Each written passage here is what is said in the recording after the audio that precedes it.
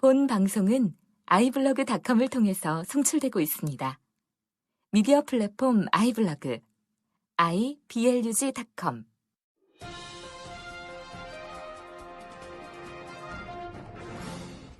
네, 청취자 여러분 안녕하십니까. 성서가 얘기하는 비밀스러운 얘기들을 함께 풀어보는 시간입니다. 황 목사의 비밀의 제입니다. 목사님 안녕하세요. 안녕하세요. 네, 목사님.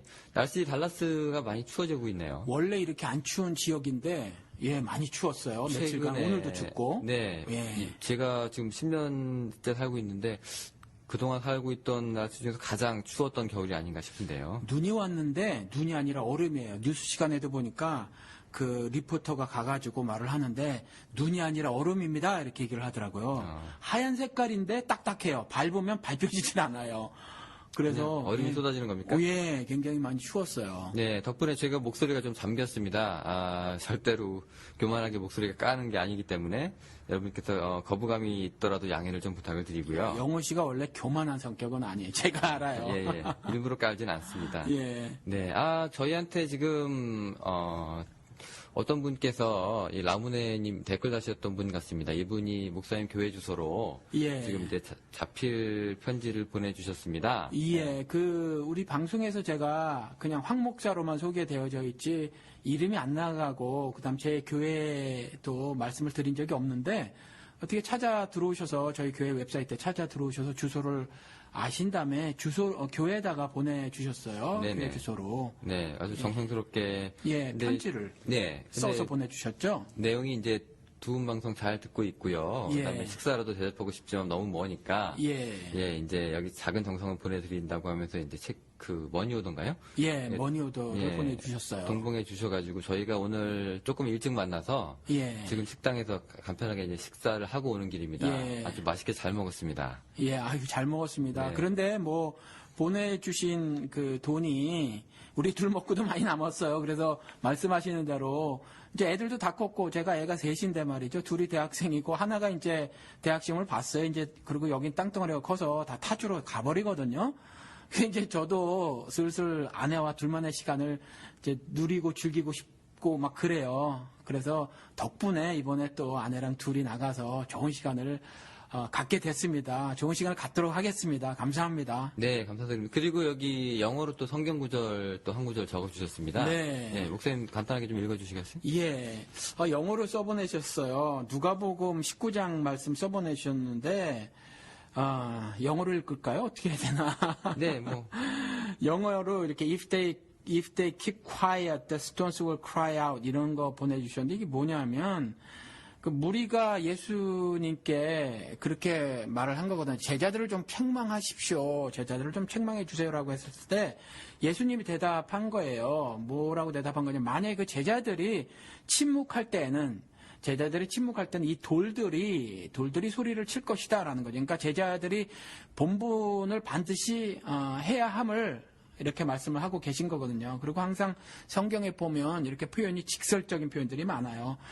제자들이 조용할 땐 내가 다른 사람을 사용해서 말을 하게 할 것이다. 이런 것이 아니라 저 제자들이 자기의 본분을 다하지 않으면 이 돌들이 울부짖게 할 것이다. 이런 식으로 이제 예수님께서 말씀하셨는데 아마 우리 방송을 들으시고 라무네님께서 이와 같은 것들을 느끼고 계시나 봐요. 예수님의 이러한 말씀을 우리가 잘 감당하고 있구나.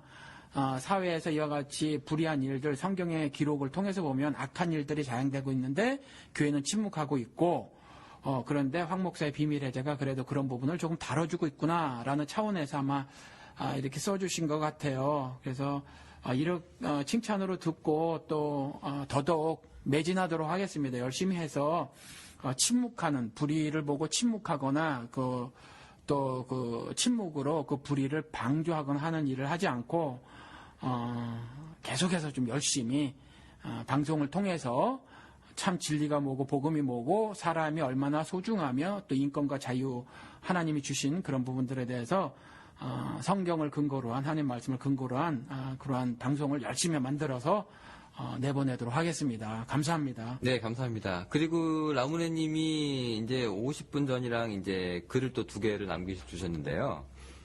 청취자 여러분한테 먼저 부탁을 드린다고 하시면서 이제 이 방송이 널리 알려서 팟캐스트 상위권으로 끌어올리고 싶은데 좀 도와주십시오라는 이게 지적이 또 있거든요. 그래가지고 이제 거기 보면은 이제 우리가 또 원조 방송이고. 원조? 예. 그 다음에. 원조 그러니까 이제 장충동 원조 족발집이 예. 생각이 나는데. 그런 이제 개척자로서의 크레딧을 받을 자격이 우리가 있다. 예. 예. 뭐 그리고 또 예수 이름 걸고선 이제 장사하는 사람들을 몰아내고 싶다. 예. 여러분들 도와주십시오. 뭐 이런 글을 올리셨나요? 예. 뭐 어떻게 느끼셨나요? 이런 댓글을 보시면. 감사하죠, 일단. 그만한 사람들이 사실은 못 되고, 또 그런데 그렇게 관심을 보여주고, 또 우리 방송에 그만큼, 신뢰를 보내주시니까 감사하죠. 그런데, 한 가지는, 신자로서, 목사로서가 아니라 신자로서 약간 좀, 뭐라 그래야 되나, 마음이 불편한, 거 있어요. 그분 말씀에 뭐냐면, 그러고 살기를 소원하는 것이 저 같은 경우 영호 씨도 마찬가지인데 예수만 흥하고 우리는 망하기를 원하는 거거든요. 절대로 우리가 드러나기를 원치 않아요. 다만, 그러니까 뭐 이 방송이 널리 퍼지고 알려지게 해주세요까지는 괜찮은데 순위가 올라가거나 우리가 뭐 원조 방송이라 어떤, 그만한 크레딧이 있다.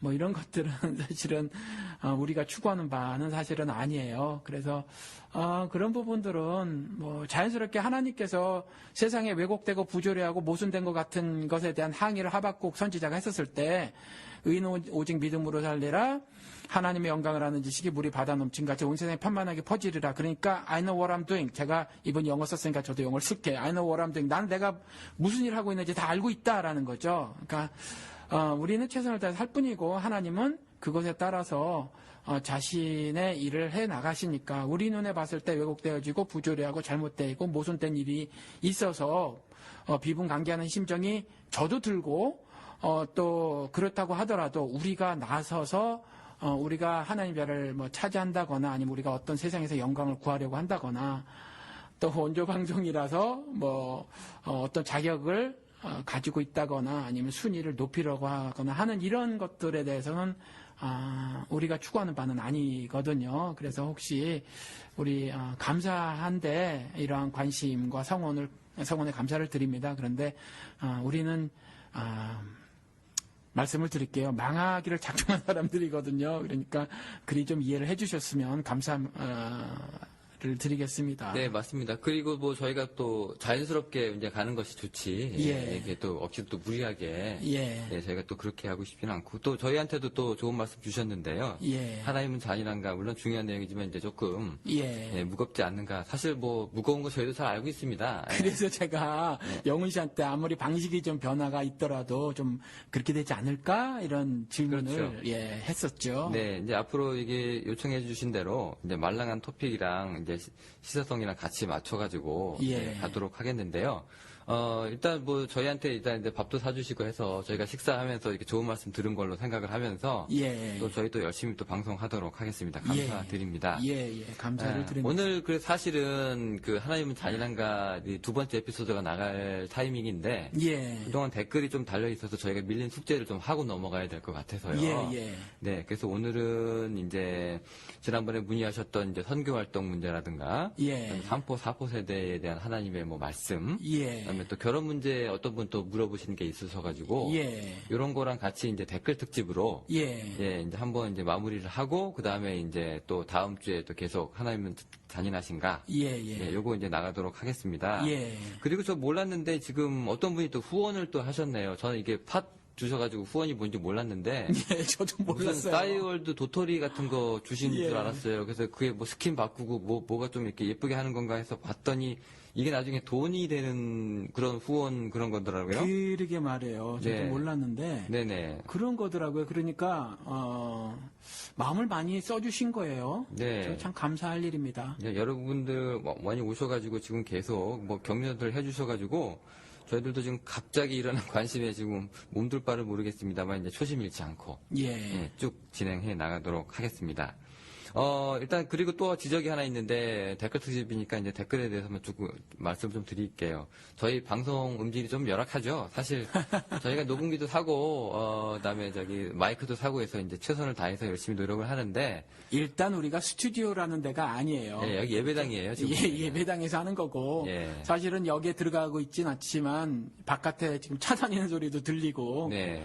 예, 그리고 무슨 시스템을 활용하는 것도 아니고 그냥 녹음기에다 녹음을 하는 거라. 그렇죠. 예, 그렇습니다. 예. 제가 이런 제안을 했더니 우리 영호 씨가 덤뿍 응해 주시고 그리고 또 그 주머니를 털어서 마이크도 사고 또 녹음기도 사고 해서 그냥 그렇게 하는 거니까 뭐 예, 음질은 뭐 팟캐스트 이 팟빵에 올려져 있는 어느 방송보다 열악하다, 좋지 않다. 죄송합니다. 정말. 예, 근데 뭐 당분간 어쩔 수 없을 것 같아요. 네네. 네, 뭐 저희가 죄송합니다. 예, 저희가 이제 뭐 내용은 어떻게 열심히 해보겠는데 예. 이 하드웨어적인 부분은 네, 처음부터 이러니까 좀 양해를 좀 부탁을 드리고요. 예. 대신 좀 깨끗한 목소리로 좀 나갈 수 있도록 노력을 하겠습니다.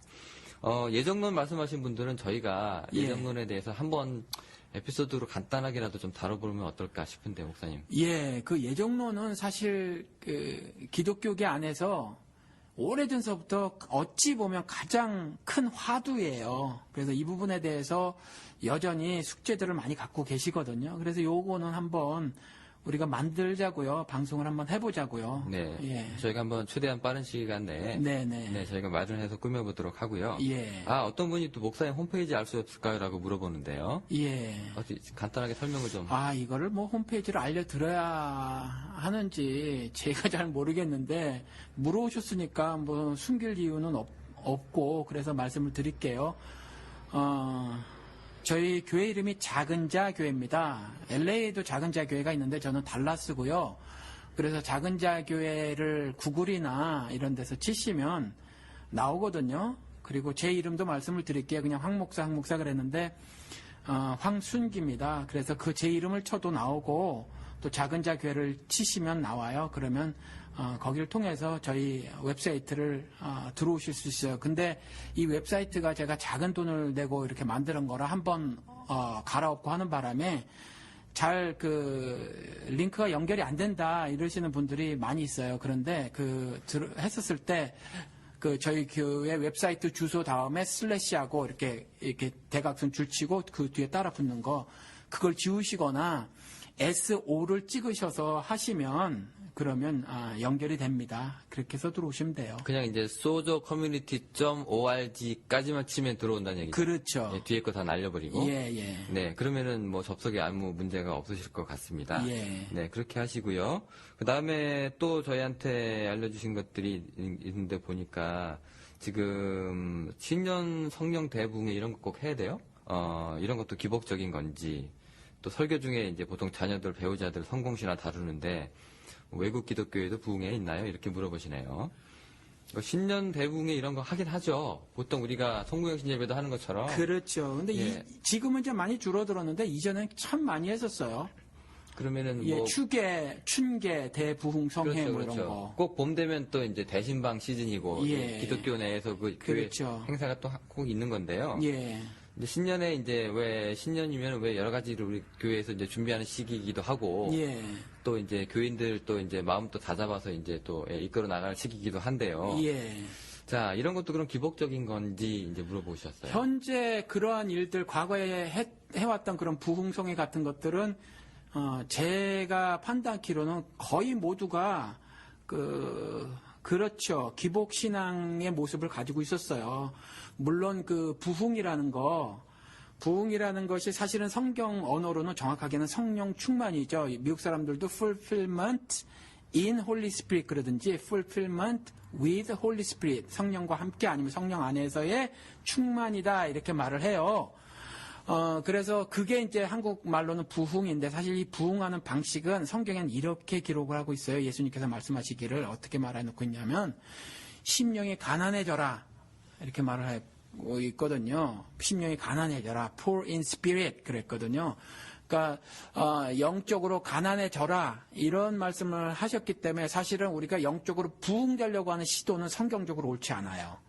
그건 하나님이 말씀하시는 방식이 아니에요. 그래서 모여서 뭐 기도를 통하거나 그밖에 뭐 그 부흥 강사의 입을 통해서 갑자기 어떤 그 감정적 뜨거움 같은 것들을 경험하고 하는 것들은 모두 성경에서 말하는 성령 충만이 아니에요. 그렇기 때문에 그런 것들은 사실 한국 기독교가 잘못 해오고 있었던 어떤 관습 전통이고 전 개인적으로 그렇게 생각을 해요. 예수님께서 말씀하시기를 이전의 전통 같은 것들은 고치고 개선하는 것이 아니라 그냥 다 버려야 할 거거든요. 그게 포도주와 포도주 부대 그 비유를 통해서 말씀하셨거든요. 그냥 그거 꼬매고 하면 안 된다. 그냥 다 버려버려야 한다. 이렇게 말씀하셨기 때문에 잘못된 거는 고치고 개선할 문제가 아니라 그냥 다 없애버려야 하죠. 사실 이 부흥회, 성령 대부흥회, 뭐 신년 부흥회 마찬가지로 예. 그 부흥회들도 이제 여러 가지 주제들이 많이 있는데요. 예. 근데 제가 많이 경험한 경우에 따르면 이제 어떤 부흥회든 간에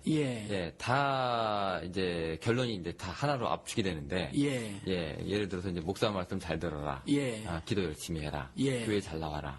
성경 많이 읽어라. 헌금 열심히 해라. 뭐 한 요 4가지 5가지 설교를 이제 하기 위해서 그렇죠. 이제 지금 이 댓글 단 것처럼 이제 여러 가지 자녀들 배우자들 성공 얘기도 하고 뭐 이게 많이 합니다. 뭐 그런 면에서는 이게 충분히 기복적이다 할 수 있는 거겠죠. 그러니까 사실 한국 기독교계가 미국 기독교의 영향을 거의 절대적으로 받았거든요.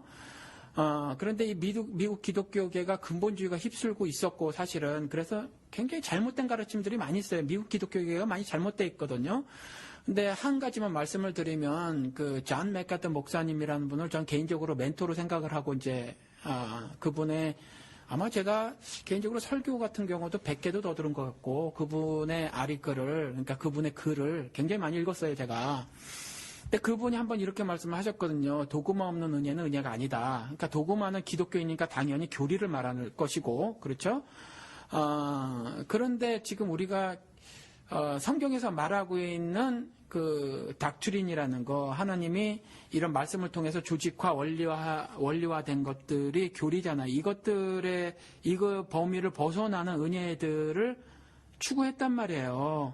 그러니까 지금 무슨 부흥성회라든가 이런 것들 할 때 이거 우리가 바랐던 그 무엇들이 그 부흥을 바랬던 그 무엇들이 사실 성경에서 말하고 있는 그 복의 개념이라든가 아니면 성경에서 말하고 있는 여러 가지 하나님이 말씀하시고자 하는 하늘 뜻의 범주 바깥의 일들을 추구했었어요. 그것들의 부흥을 노리고 꽤 했었죠. 그렇기 때문에 그런 것 자체가 사실은 상당히 문제가 심각한 거였었어요. 그래서 전 개인적으로 그렇게 생각을 합니다. 이거 뭐 새롭게 뜯어 고치자 하지 말고 그런 것 자체를 깡그리 다 없애버려야 한다. 이런 생각이에요. 그러면 이제 외국 기독교에도 이제 부흥회가 있었던 거죠? 있죠. 여기는 부흥회 뭐 이런 거보다 뭐 예를 들어서 베닌 같은 경우 병 고친다고 하고 훅 부르면 사람 넘어가고 턱 만져서 살짝 누르면 넘어지고 그리고 내가 맨날 그 사람 맨날 말하는 게 그거잖아. I broke it. 그래 내가 부셔뜨렸다는 거잖아요. 그러면서 뭐 그 안에 귀신 내쫓는다고 하고 뭐 이런 것들. 그 사람이 뭐 돌아다니면서 하는 걸 크루세이드라고 하면서 뭐 하거든요. 그러니까 그러한 일들 한국하고 조금 다르지만 내용은 같은 거. 뭐 우리 한국 같은 경우는 이제 개교에서 강사들을 초청하는 거고 여기 같은 경우는 TV 미니스터라고 하거나 아니면 유명한 사람들이 슈퍼스타들이 등장을 해서 막 돌아다니죠. 그렇죠? 그러니까 약간 뭐 이렇게 주체나 뭐 이런 것만 다를 뿐이지 내용상으로 동일한 것들이 미국에도 있죠. 네, 뭐 한국이 솔직히 말하면 이제 미국 걸 많이 따다 쓰는 한국이었기 때문에 오히려 이게 더 원조가 아닌가. 원조죠. 그 뭐 갑자기 이름이 생각이 안 나. 무슨 조이스 마이어라는 여자 한국에서도 초청이 됐던데 그 이제 목사거든요. 근데 그 여자 같은 경우도 완전히 그 기복 신앙을 전파하는 최일선이 했어요. 그러니까 바알과 아세라 선지자 중 대장격이라고 볼 수 있어요. 그 여자도. 근데 그 여자도 그 미국에서도 TV에 거의 매일같이 나와요. 하루도 안 빼지고. 근데 그 여자가 이렇게 뭐 설교하고 할 때 그 밑에 이렇게 자막이 있던데 뭐냐면 당신이 새로운 차가 필요해요? 그럼 전화하세요. 같이 기도를 하겠습니다. 이런 글이 뜨거든요. 그러니까 이런 일들이 미국에서도 비일비재하게 있다는 거죠. 네, 그렇습니다. 또 다른 거로 이게 우리가 지난번에 이제 기도는 능력이 없다 그 에피소드 한번 나갔었죠. 근데 이제 이때 이제 목사님 그 말씀을 잘 정리를 해주셨는데 그 세상 것을 바라는 기도는 이제 응답될 수 없다. 뭐 응답이 있다 하더라도 진정한 의미가 아니다. 뭐 이런. 그렇죠. 근데 이제 이분이 그러면 세상을 살다 보면 억울한 일이 정말 많은데요. 또 뭐 상대방이 잘못한 건데 뭐 돈 좀 있다고 사회 이명 있다고 이제 사회적 약자들 무시하고 괴롭히면 이제 어렵잖아요. 자, 이럴 때 하나님께서 이 억울함을 가지고 기도하면 그 기도는 어떻게 되는 겁니까? 들어주시는 겁니까? 그 사회적으로 방법을 강구해야 되겠죠. 자, 그런 거 들어주실까요? 이런 건데요. 제가 이렇게 질문을 한번 바꿔봐도 되겠네요. 우리 옛날에 이제 그 기도 에피소드로 돌아가서 예. 저 하나님 좋은 차, 외제차, 벤츠 갖고 싶어요. 라고 예. 기도하는데 하나님께서 이제 안 들어주시는 거죠. 예. 네.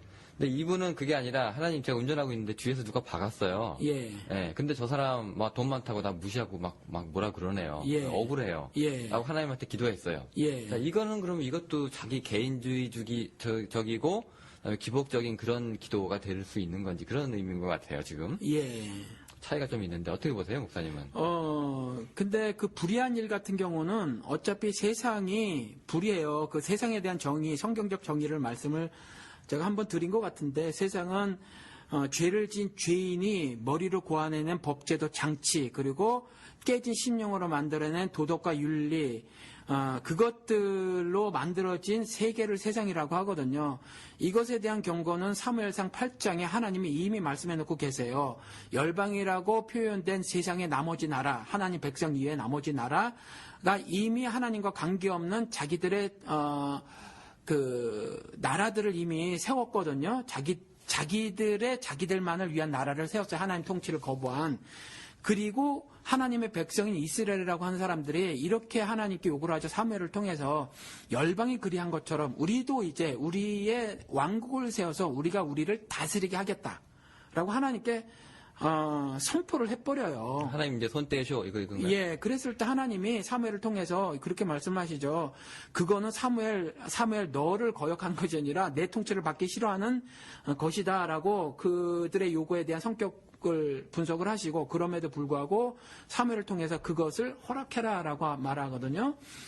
에덴 동산에서 가죽옷을 지어서 입히시고 내쫓으셨어요. 그리고 그와 같이 세상이 진행될 것이라는 거죠. 그리고 사실 그 이전에 하나님께서 창세기 1장 2절에도 그것을 통해서 말씀을 해놓고 있거든요. 흑암의 깊음 위에 그리고 물들의 표면 위에 성령이 다니시더라라는 거죠. 그래서 그 어두움이라는 거 그리고 또 빛이 있으라며 빛이 있는 거에 대한 어떤 그 이중구조 대립된 어떤 인간 사회의 모습 이런 것들을 창세기 1장 2절에 미리 말씀을 해놓고 계시고 그것들에 대해서 하나님 백성조차도 세상에 조차가 사는 부분이 이제 사무엘상 8장에 나오고 있거든요. 그러니까 지금 이 질문을 해 주신 분이 살고 있는 그 세상은 어차피 그와 같이 불의한 일의 세상이라는 거예요. 그런데 그러할 때에 저는 몰라요. 어떤 경우는 하나님이 자신의 하늘 뜻을 이루시기 위해서 그런 부분에 대해서 응답하실 때도 있어요. 그래서 누가복음 18장에 불의한 재판관 이야기를 그때 한번 말씀을 드렸고 그래서 불의한 재판장조차도 때를 쓰면 응답을 해주더라. 하나님께서도 응답을 해주실 수 있음을 말씀하셔요. 그런데 응답 받으면 뭐 하냐는 거죠. 뭐라고 말씀하셨냐면 그 불의한 재판장 이야기 때 그런데 마지막에는 믿음을 보겠느냐 그랬거든요. 응답받고 믿음이 하나님 앞에서 그리스도가 다시 오실 때 내 믿음이 그리스도께 증명이 되지 않으면 지옥 가는 거예요. 쉽게 말해서. 그러니까 지금 응답 받으면 뭐해요. 그렇잖아요. 그러니까 더 중요한 건 뭐냐면 하나님 내가 불의한 일을 당했는데 무척 억울합니다. 억울한 일 투성인 것이 인류 역사였다는 거죠. 지금도 사실은 조금 전에 말씀하신 것이 뒤에서 누가 차 부닥쳤는데요 라는 정도가 아니잖아요. 아시지만 용산 그렇죠. 내가 1억 5천 투자해서 가게 마련했는데 정부가 다 쓸어버리고 2,500만 원 주겠다는 거잖아요. 얼마나 억울해요. 그런데 10억을 가진 사람이 1억 5천 날아가는 거라면 나머지 돈 갖고 제기를 해보겠어요. 근데 그거 털리고 나면 뭐에 가서 어디 가서 뭘 먹고 살아요. 그렇잖아요. 그러니까 그 일은 내 생존권에 달린 문제인데 세상은 그렇게 해버린단 말이죠. 누가 해요? 돈 가진 놈이 했단 말이죠. 그렇죠. 이명박 그리고 그의 하수인들 그렇죠. 그 사람들이 그 일을 했는데 그런 와중에 목숨까지 잃었단 말이에요. 5명이 죽고 그 아들은 5년 감옥을 가버렸단 말이에요. 이와 같은 불의한 일들이 지속적으로 발생되는 것이 세상이고 그러한 세상에서 예수 그리스도가 하신 일은 뭐냐면 십자가의 죽음으로 세상의 승리를 선포하신단 말이죠. 그래서 죽음으로 승리한 선포의 의미가 무엇인가를 알고 세상을 살아가야 하는 거예요. 그래서 육신은 여전히 세상에 섞여져서 세상 법 제도 장치대로 법 장치에 섞여지고 순종해서 살 수밖에 없지만 내 영혼의 자유만큼은 완벽하게 누리라라는 거죠. 예수 그리스도가 진리가 너를 자유케 하리라 그랬으니까 그와 같은 자유의 삶을 살아야 함을 성경은 말해놓고 있고 그렇게밖에 제가 답변을 드릴 수가 없을 것 같아요. 요번 마지막 질문이 하나 있는데 요거 예. 하나. 세상은 원래 그런 거니까 예. 아파하면서 예. 시간이 해결해 줄 것으로 믿으면서 그렇게 지내야 됩니까? 그러니까 시간이 해결해 주지 못해요. 시간이 해결해 줄 수 있으면 얼마나 좋겠어요. 얼마나 억울한 죽음이 많은데요. 전쟁 중에 죽은 사람이 얼마나 많아요. 그러니까 세상이 원래 이러니까 그냥 아파하고 예. 그걸로 끝이냐? 아니죠. 예. 그거로 끝인 것이 아니라 그 아픔, 그러니까 결국 승리라는 건 뭐냐면 아픔 정도가 아니라 세상 권세를 결국 우리 죄 때문인데 우리가 받게 될 형벌이 뭐냐면 정령 죽으리라는 궁극적 심판이거든요. 근데 그 사망 권세까지라도 다 이기는 승리를 예수 그리스도가 선포를 했고 교회라는 것, 즉 성도들이라고 하는 것은 천국에서의 지상에서의 삶인 거거든요. 모습인 거거든요. 그러니까 땅에서 하늘살이를 사는 사람들이 성도예요. 그러니까 이 땅에서 사실은 그와 같이 불의한 일들, 왜곡된 일들, 모순된 일들 가운데서 그 자유함을 누리며 사는 거죠. 이게 어떻게 쉬워요? 아니면 그게 말이 됩니까? 그래서 비밀이라는 거예요. 어떻게 가능합니까에 대해서는 예수 그리스도께서 내 짐은 쉽고 가볍다라고 말씀하셔서 그 비밀을 깨달은 사람은 쉽고 가볍습니다. 그리고 또 그게 어떻게 가능해요? 그게 가능하단 말이죠. 그 믿음 있는 사람, 하늘 믿음, 하나님이 선물로 주신 그 믿음 있는 사람은 죽음으로 예수 그리스도의 승리에 동참해서 그 승리를 이뤄낼 수 있다라는 거죠. 그래서 바울이 내가 지하 감옥에 갇혀서도 그리고 관제로 들여질지라도 즉 피 흘리는 제물로 바쳐질지라도 기뻐하고 기뻐하리라 그러면서 찬송을 했다라는 거죠. 예. 네, 알겠습니다. 대답이 되셨는지 모르겠는데, 이제 또 마지막, 요거까지만 이제 다루고 볼게요. 그 지역구님이 달아주셨는데요. 예. 목사님은 이제 성경 공부 같은 방식으로 가는 게 이제 재미없으니까 이제 싫다고 하셨는데, 예. 이제 여기 한국에서는 이제 이런 진실된 말씀의 성경 공부가 먼저 필요합니다. 지금 이제 이분이 얘기하는 거는 이제 성경 공부의 내용이고, 예. 제가 볼 때 목사님이 말씀하신 성경 공부는 흔히 얘기하는 고전적인 스타일을 얘기하시는 것 같은데, 아니에요. 저도 내용을 얘기한 거예요. 그러니까 제가 가장 많이 항의를 받는 말 중에 하나가 뭐냐면, 그러니까 두 개인데, 목사가 정치에, 이런 거 하나하고, 또 하나는 뭐냐면, 목사님은요, 정말 개간되지 않은 땅에 숟가락도 안 주고 혼자 파먹으라고 하는 것 같다. 이렇게 말씀을 저한테 이렇게 이제 하시는 분들이 계세요. 그 뭐냐면, 근데 제가 일부러라도 그러는 게 뭐냐면, 여지까지 이제 한국 교육은 뭐였냐면 주입식이었어요. 누가 일방적으로 그냥 가르쳐 주는 거죠. 그리고 그걸 그대로 딸딸 외우는 거예요. 근데, 그 폐해가 말도 못하다는 거죠. 요번에 오바마가 질문을 했죠. 한국 대학은 왜 들어가야 되는가. 그거 보셨는지 모르겠어요. 저 비디오 클로 봤는데, 한국 기자들에게 질문하세요. 그랬는데 아무도 안 하는 거예요. 아무도 안 해요. 결국 나중에 중국 기자가 나는데 중국 기자가 나서 질문하는데 오바마가 그렇게 얘기를 했다는 거죠. 아니 당신 말고 중국 사람 말고 한국 기자가 좀 해라. 그래서 영어가 안 될 것 같으면 또 기회를 주는 거죠. 또 잠잠하니까. 그래서 영어가 안 될 것 같으면 통역을 쓰시면 됩니다. 라고까지 얘기했는데 끝까지 잠잠한 거예요. 그래서 나중에 다른 기자들에게 이제 마이크를 들이대고 말을 했는데 이럴 경우 당신은 질문을 하겠습니까? 그랬을 때 기자들 대답이 2명, 3명 대답이 안 하겠다라는 거죠. 내가 질문하게 되는 거는 나의 무식을 드러내는 일이며 이렇게 말을 하는 거예요.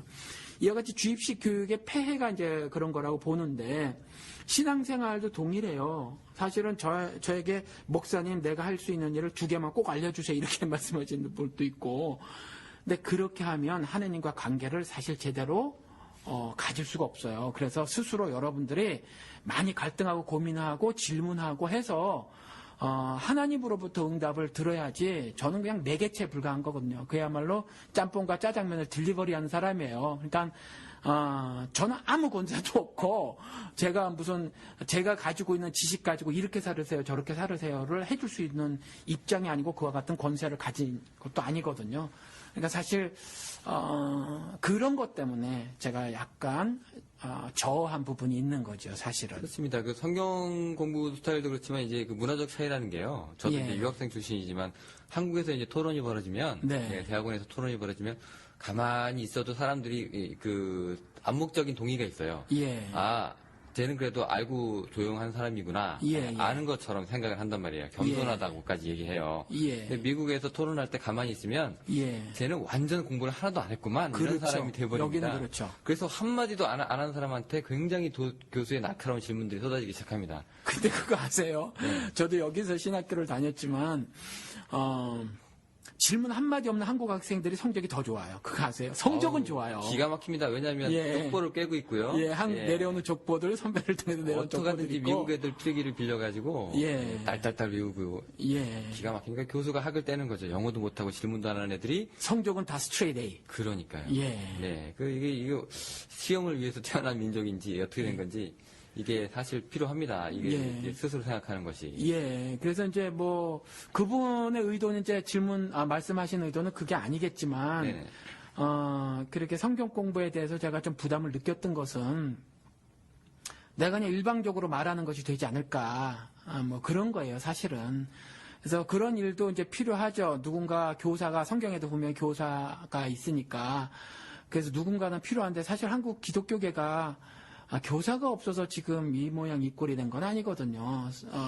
스스로 하나님을 향한 질문들이 사실 없었기 때문에 일방적으로 심지어 여의도 순복음교에서 그 일이 있었다고 우리 교회의 어떤 지금 권사님께서 지금 이제 안 나오시는데 그 권사님께서는 그렇게 말씀하셨어요. 여의도 순복음교에서 진짜 그런 일이 있었대요. 말씀을 받아 먹으라 해서 하고 조윤기 씨가 말하면 이제 말하고 나면 하고 이렇게 받아 먹는 것처럼 이와 같은 우스꽝스러운 일들이 벌어졌거든요. 그러니까 그랬을 경우 하나님과 나 사이에 어떤 창조적 관계가 설정이 되며 또 유지가 되고 지속이 될 수 있겠는가? 저는 아닐 것이라고 봐져요.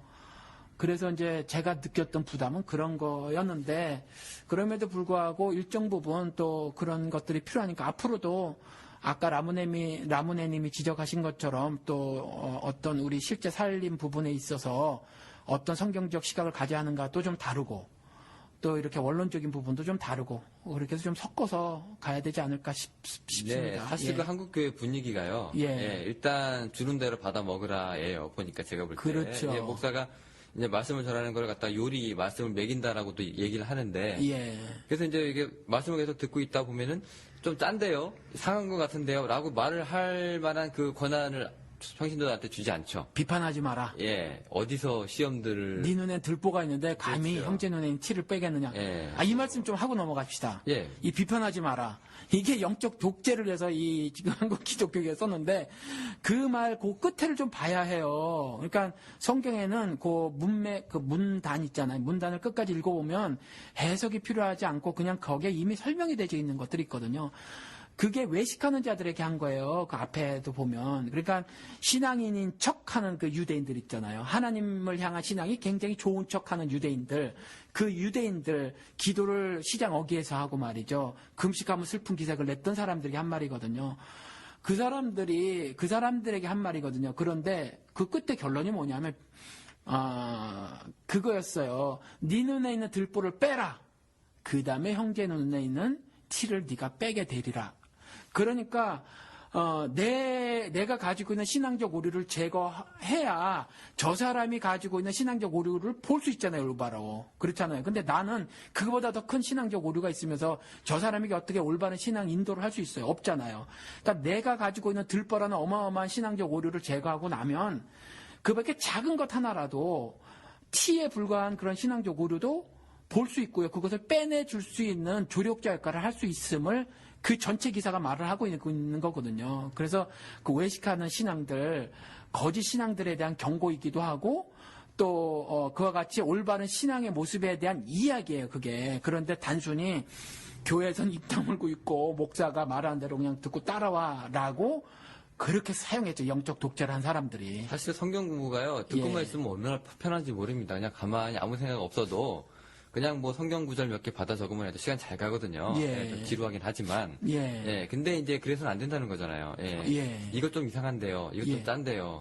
목사님이 설교단에서 그렇게 말씀하셔도 되는 건가요? 뭐 이런 그 질문이라든가 이런 것들을 좀 받아들여져야 되는데 그러니까 이거 믿고 먹어봤더니 가시가 있네요. 목에 걸렸어요. 이런 것까지라도 그 야훼께서 하시는 말씀이 너희는 잠잠하라 이렇게 갖다 대니까 찍소리를 못하게 만드는 거죠. 이거 좀 위험한데요. 하여튼 이분은 지금 이제 성경 공부가 꼭 필요하다라고 하셨는데 이분이 말하는 거는 스타일일지 모르겠어요. 그냥 목사님 같은 이런 메시지가 필요합니다라고 얘기를 하신 것 같은데 저희는 이제 그렇게도 얘기하지만 우리 이런 말씀 있잖아요. 옛날에 안병구 박사님이 하신 말씀 중에서 성서는 묻지 않으면 침묵한다. 우리가 물어보지 않으면 결국 성서도 이제 침묵을 하게 된다는 얘기죠. 아무것도 얻을 수가 없는 거라서. 그렇죠. 지금 같이 댓글 많이 달아주시고요. 목사님한테 또 많은 거 물어보시면 좋을 것 같습니다. 그런 것들이 이제 하나님과의 교제예요. 뭐 교제라는 게 그렇잖아요. 제가 영우 씨한테 얘기하고 영우 씨도 저한테 얘기하고 그래야만 하지. 뭐 일방적으로 선포되는 말만 들어서는 안 되거든요. 그래서 저는 지금까지 한 번도 안 썼는데 주로 한국 기독교계에서 미국도 마찬가지죠. 선포한다는 말 있잖아요. 그렇죠? 목사님들도 선포한다고 그러고 특히 이제 그 찬양 인도자들 예배 인도자들이 뭐 선포라는 단어를 참 잘 쓰는데 미국 사람들도 그래요. 특히 이제 남침례교, 북침례교, 침례교단 목사님들이 프로클레임이라는 거 선포 이 사람들이 프로클레임이라는 단어를 쓰는데 저는 그거보다 share이라는 말을 쓰거든요. 나눔. 그러니까 물론 선포적 의미가 없는 건 아니지만 같이 하나님 말씀을 하나님의 은혜를 하나님의 사랑을 같이 나누는 거죠. 저는 이제 그래서 그런 의미로 많이 사용을 하고 있어요, 사실은. 네, 알겠습니다. 이렇게 하다 보니까 벌써 지금 시간이 많이 가고 있는데요. 여러분은 지금 댓글 특집 방송 함께 하고 계십니다. 어느 방송 보니까 뭐 다른 팟캐스트 어떤 뭐 예를 들어서 제가 요즘에 다른 것도 들어가 보거든 예술 뭐 이런 거에. 근데 어떤 거 시사 뭐 이런 건 2시간 넘는 것도 있으니까 오늘 시간 좀 관계하지 말고 가보자고요. 네, 뭐 들으실 분들은 뭐 들으시겠죠. 중간에 끊고 다시 들으시면 되니까. 네네, 알겠습니다. 자, 그래서 이제 오늘 이제 댓글은 간단하게 여기서 정리를 하고요. 간단하지 않았어요. 네. 그 다음에 이제 우리 지난번에 우리가 약속해 드렸던 이제 에피소드를 이제 3가지만 이제 끄집어내서 이제 여러분한테 이제 또 새로운 에피소드를 오늘 이렇게 특집으로 이제 방송을 이제 하려고 합니다. 첫 번째가 이제 선교 활동인데요. 이분이 이렇게 물으셨어요. 성서에서 말하는 선교 활동이 뭔가요? 선교 활동이 긍정적인 부분이 있으면 또 부정적인 부분도 있을 텐데 이제 알고 싶다고 하셨습니다. 일단 성서에서 말하는 선교 활동 뭘까요, 목사님? 이게 쉽게 얘기할 수 있는 건가요, 이거? 그렇죠. 그러니까 선교라고 특별히 사실은 단어를 끄집어 대기가 좀 그래요. 왜냐하면 그것이 신자의 삶의 목표가 되어져야 하는 거거든요. 그래서 예수 그리스도께서도 뭐라고 말했냐면 나를 따라오라 그리고 나를 예배하라 이렇게 말씀하지 않으시고 나를 따라오라 내가 너를 사람 낚는 어부로 만들겠다 이렇게 말씀하셨고 또 승천하시면서도 모든 족속으로 제자를 삼아서 성부 성자 성령의 이름으로 침례를 줘라. 그리고 또 하나 내가 너에게 분부한 모든 것을 가르쳐 지키게 하라 이랬거든요. 그러니까 내가 분부한 것을 그게 영어 성경으로는 What I commanded you거든요. 그러니까 내가 너에게 가르친 걸 가서 가르쳐라라는 거거든요. 그러니까 이게 신자의 삶의 목표가 되어져야 하는 거죠. 뭐 우리 예배 회복 운동 뭐 이런 거 하면서 예배가 흡사 신자의 최고의 그 삶의 목표가 되어져야 되는 것처럼 말했는데 예배라는 거는 신자의 삶의 최고의 목표가 아니라 그건 그냥 숨 쉬는 것처럼 일상이죠. 하나님과의 교제거든요. 그리고 또 당연히 예배는 사실은 구약의 제사고 그래서 로마서에 가서 보면 예배에 대해서 이렇게 정의를 내리고 있어요.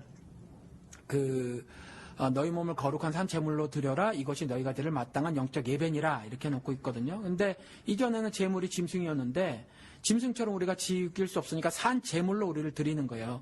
근데 제물로 드린다는 게 뭐냐 하면 죄를 다 걸머쥐고 그 죄를 다 불살르는 거거든요. 아주 각을 떠서 포를 뜨는 거죠.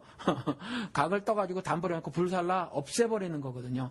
그와 같은 의미로 제사를 드리는 걸 우리들이 드려야 할 마땅한 영적 예배라고 했기 때문에 신자들에게 있어서 이와 같은 것들은 그냥 기본인 거죠. 그러니까 이건 삶의 목표가 아니라 이걸 하지 않고 살면 숨 안 쉬고 사는 거나 똑같아요. 영적인 숨을 안 쉬고 사는 거나 똑같아서 사실은 예배 자체가 신자들의 최상의 삶의 목표가 되어져서는 안 되고 그냥 숨 쉬는 거와 동일한 거고요. 삶의 목표는 뭐냐면 이와 같이 사람 낚는 어부의 삶을 사는 거거든요. 그럼 이제 선교 활동을 할 때 우리가 이제 긍정적인 부분이라고 하면 예. 뭐 그리스도의 뭐 지상 대명령이라고 하잖아요. 예, 예. 뭐 너희는 가서 뭐 모든 족속으로 제자를 삼고 뭐 예, 이런 게 예. 나오는데 이제 그런 거를 이제 우리가 지상 대명령을 지키는 것이 이제 긍정적인 부분이고 그럼 부정적인 부분도 있잖아요. 예. 이제 궁금하셨던 게 이런 것 같은데 예.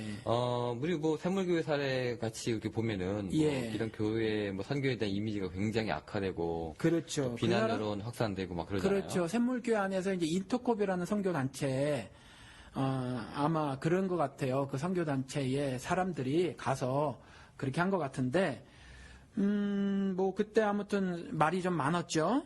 네. 예. 그것도 이 인터컵이 좀 선교를 좀 살벌하게 하는 곳으로 좀 유명하죠. 살벌, 아주 그냥 우리 그 단어 쓰지 말고 이렇게 씁시다. 죽기 살기. 살기식으로 하죠. 죽기 그렇죠. 살기식으로. 그렇게 네. 하는 사람들이 꽤 있죠. 네, 뭐 개인의 안위를 고려치 않고 이제 나가는 분들인데, 예. 네, 뭐 이런 걸로 인해서 이제 부정적인 부분들이 이제 한국 교회에 뭐 세금 써가지고 이제 사람들 다시 이제 포로로 풀어주고요. 예. 그다음에 또 비난 여론도 확산되기도 하고 막 예. 그러니까 이제 국가에서 뭐 가지 말라고 하는데 일부러 가가지고, 예. 네. 그 어떤 분도 이렇게도 평가하더라고요. 거기 가서 뭐 한두 명한테 뭐 예수를 전했을지 모르겠지만 여기서는 뭐 수천만 명의 민심을 잃었다고 뭐 이렇게도 얘기를 하는데 이런 건 어떻게 보세요? 그거는 이제 믿지 않는 자들의 분석이고 또 이해예요. 그러니까 그런 것들에 대해서 뭐 그렇게 많이 귀담아 들을 필요는 없다고 생각을 해요. 그런데 그들의 방식에 있어서 어떻게 말하는 것은 우리는 좀 삼가야 되지 않을까 싶어요. 죽기 살기로 하든지 아니면 살기 죽기로 하든지 아니면 또 다른 방식으로 하든지 방식 부분은 괜찮아요. 그건 우리가 어떻게 말할 건 아니고요. 또 다만 그와 같이 죽기 살기 자체로 우리가 신앙을 평가할 수는 없다. 선교를 평가할 수는 없다라는 거죠. 사도행전 1장 8절에 그리스도께서 말씀하시기를 오직 성령이 너에게 임하시면 너희가 권능을 받고 예루살렘과 온 유대와 사마리아 땅끝까지 이르러 내 증인이 되리라 이렇게 말했거든요. 이건 자동적으로 되는 거예요. 근데 뭐가 되냐면 예수 그리스도의 증인이 되는 거거든요. 그러니까 중요한 건 뭐냐면 오늘 영어를 계속 한번 써보십시다. What do you share of? 이거야 돼야 되거든요. 무엇을 나누는 것이냐라는 거거든요.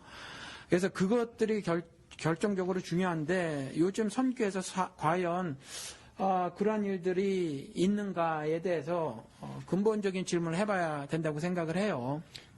제가 뭐 하나 또 여쭤보고 싶은 게 있는데, 예. 예를 들어서 이제 우리가 지금, 우리 한국만 해도 지금 뭐 농어촌이나 도서 지역에서는 예. 교회만 있지 이제 목사, 사역자들이 없는 데가 굉장히 많거든요. 예. 그런 오지를 이제 다 비워두고, 예. 굳이 외국에 나가서 예. 선교 활동을 해야 되느냐. 예. 특히 동남아 쪽으로 가면은 물가도 싸고 뭐 여러 가지 예. 뭐 있어서 예. 예. 후원금으로 뭐 호의호식 한다는 얘기도 많이 들리거든요. 예. 이런 건 어떻게 볼까요, 우리가? 글쎄요, 일종의 신앙의 왜곡, 선교 현장에서의 뭐, 좀 그릇된 모습이라고 보여지죠. 사실은 그래서, 예를 들어서 이제 교회나 교단 차원에서 선교사를 파송하려고 한다면, 사실은 그런 부분에 있어서 좀 밸런스를 유지해서 파송을 했으면 좋겠고요. 사실 우리나라 어떤 지방 도서 같은 경우 좀 어렵다라는 거죠. 근데 그러다 보니까 예를 들어서 이제 중국 동북부 같은 경우는 조선족 있는 데 같은 경우는 엄청나게 선교를 많이 갔거든요. 단기 선교, 장기 선교를 해가지고 뭐 이와 같은 일들이 사실은 집중적으로 이루어진 것들이 사실 제가 보면 좀 오류예요. 좀 잘못되어 있어요. 그래서 물론 그쪽이 선교를 가지 말아라는 것이 아니라 그러니까 내가 하기 편한 걸 간 거예요. 거기 조선족 있으니까 통역하기도 쉽고 그런 건데 좀 그런 것보다도 전체를 살펴보아서 그래서 필요한 곳을 좀 찾아가려고 하는 어떤 하나님을 향한 자의적 순종 같은 거 그런 것들을 좀 우리가 고려를 해야 되지 않을까 그런 생각이 듭니다. 그 선교 활동 가면은 이제 이 사람들이 이제 얘기하는 그 메시지가요. 예. 이게 이제 뭐 물론 예수를 전파하고 하는 것도 이제 뭐 들어가 있지만은 이제 그 개교회 중심적이거나 이제 교단 뭐 이런 쪽으로 이제 굉장히 이제 드러내려고 하는 그런 또 경향이 있어요. 예. 그런 것도 있고 또 업적이나 성과나 이제 수치, 뭐 예. 통계 보여주기식 뭐 이런 것들. 예. 네, 이런 거에 대해서도 또 비판이 좀 많이 있는데요. 예. 혹시 뭐 이런 거 혹시 정보나 혹시 경험해 본 적이 있나요? 그러니까 조금 전에 말씀드린 것이 사실 방식 이런 거는 괜찮아요. 뭐 유럽 가면 죽기 살기 식으로 안 해도 되거든요. 그러니까 죽기 살기 식으로 하든지 그렇지 않든지 간에 상관이 없이 중요한 건 내 증인이 되리라 했으니까 증거되는 것이 예수여야 하는데 사실은 그렇지 않은 경우가 있어요. 업적, 성과, 이런 중심인 것들 중에서 보면은 이제 프로젝트형 선교들이 많이 있거든요. 가서 직접 주고 오고 뭐하고 하는 거. 이런 것들 같은 경우는 정말 그 예수가 증거되는가 하는 부분에서 좀 질문을 해봐야 해요. 그래서 엄청난 에너지를 쏟아붓고 와서 그런가. 그리고 또 하나, 이제 프로젝트형 선교가 아니더라도 사실은 중국 같은 경우는 이제 그런 일이 있거든요. 예를 들어서 서울에 있는 A교회, 부산에 있는 B교회, 대구에 있는 C교회, 그 다음 로스앤젤레스에 있는 D교회가 가게 되면, 그러면 간판을 그때그때마다 바꿔 다르면서 신학생이다, 혹은 전도사다, 혹은 목사 후보생이다 하면서 어떤 신약개론 클래스에 그런 걸 개설하면 이제 오운단 말이에요. 그럴 때마다 이제 사실은 여기서 간 사람들이 일정 부분 가져간 돈을 나눠줘요. 각 개인에게 나눠준 일들이 모두 다 그런 건 아니겠지만 그런 일들이 있어요. 그러고 나서 이제 그와 같은 일을 하고 왔음을 여기 와서 이제 돌아와서 한국이든 미국이든 돌아와서 선교 보고를 하죠. 흡사 이제 대단한 일처럼 하지만 두 가지예요. 하나는 뭐냐 하면 사실은 그때의 그 현지 목사 아니면 그런 한국이나 미국에 있는 목사님이나 다른 어떤 선교 단체들을 초청하는 그쪽 현지인 있잖아요. 그 사람들은 이 사람들을 초청하면서 사실은 엄청난 돈을 벌어요. 주 수입원이거든요. 그래서 보통 이제 형이 그 일을 하고 있으면 동생도 신앙이 있건 없건 막 그 일에 뛰어들고 이런 일들이 벌어지고 있어요. 머리수 채워주는 사람들이란 얘기죠. 그렇죠. 그래서 그런 어떤 디렉토리를 하면서 각 지역에서 막 그 사람들을 끌어모아서 앉혀놓고 있는데 저도 그런 경험을 베트남에서 꽤 했어요. 사실은 알고 속아주고 모르고 속아주고 하는데 저 같은 경우는 일체에 적어도 예수 믿으려고 하면 그 정도 너희들이 지불을 하고 참여를 해라 이런 식으로 하거든요. 저는. 그래서 오고 싶으면 오고 말고 싶으면 마는 거예요. 진짜로 예수를 알기를 원하고 진짜로 하나님의 말씀을 더 배우기를 안 하면 그 시골에서 여기까지 오토바이 타고 오는데 휘발유가 없다 휘발유 값을 정도를 제공해 주기를 원하는데 그 정도는 니들이 해라. 제가 가난한 건 알아요. 그 정도는 당신들이 해라라고 이렇게 하는데 사실은 이제 미국 같은 경우 몇천 불 갖고 가면 50불씩 나눠주면 꽤 많은 사람들을 모을 수 있단 말이죠. 근데 실제로 이런 일들이 벌어져요. 벌어져서 그러니까 프로젝트형 선교 같은 경우 예수를 증거할 기회조차 없는 거. 그러니까 당신들 왜 이런 일을 해요? 그러면 우리 예수 믿는 사람이라서 그럽니다라고 한다는 거. 사실 실제로 그런 일이 벌어지지 않아요. 그런 일이 벌어지지 않고 그와 같이 궁금증을 나타내지 않죠. 가는 사람들이 집 얻으면 그냥 공짜로 얻는가 보다 부자 나라 사람들한테 져주는가 보다 그러지 궁금해하지 않고요.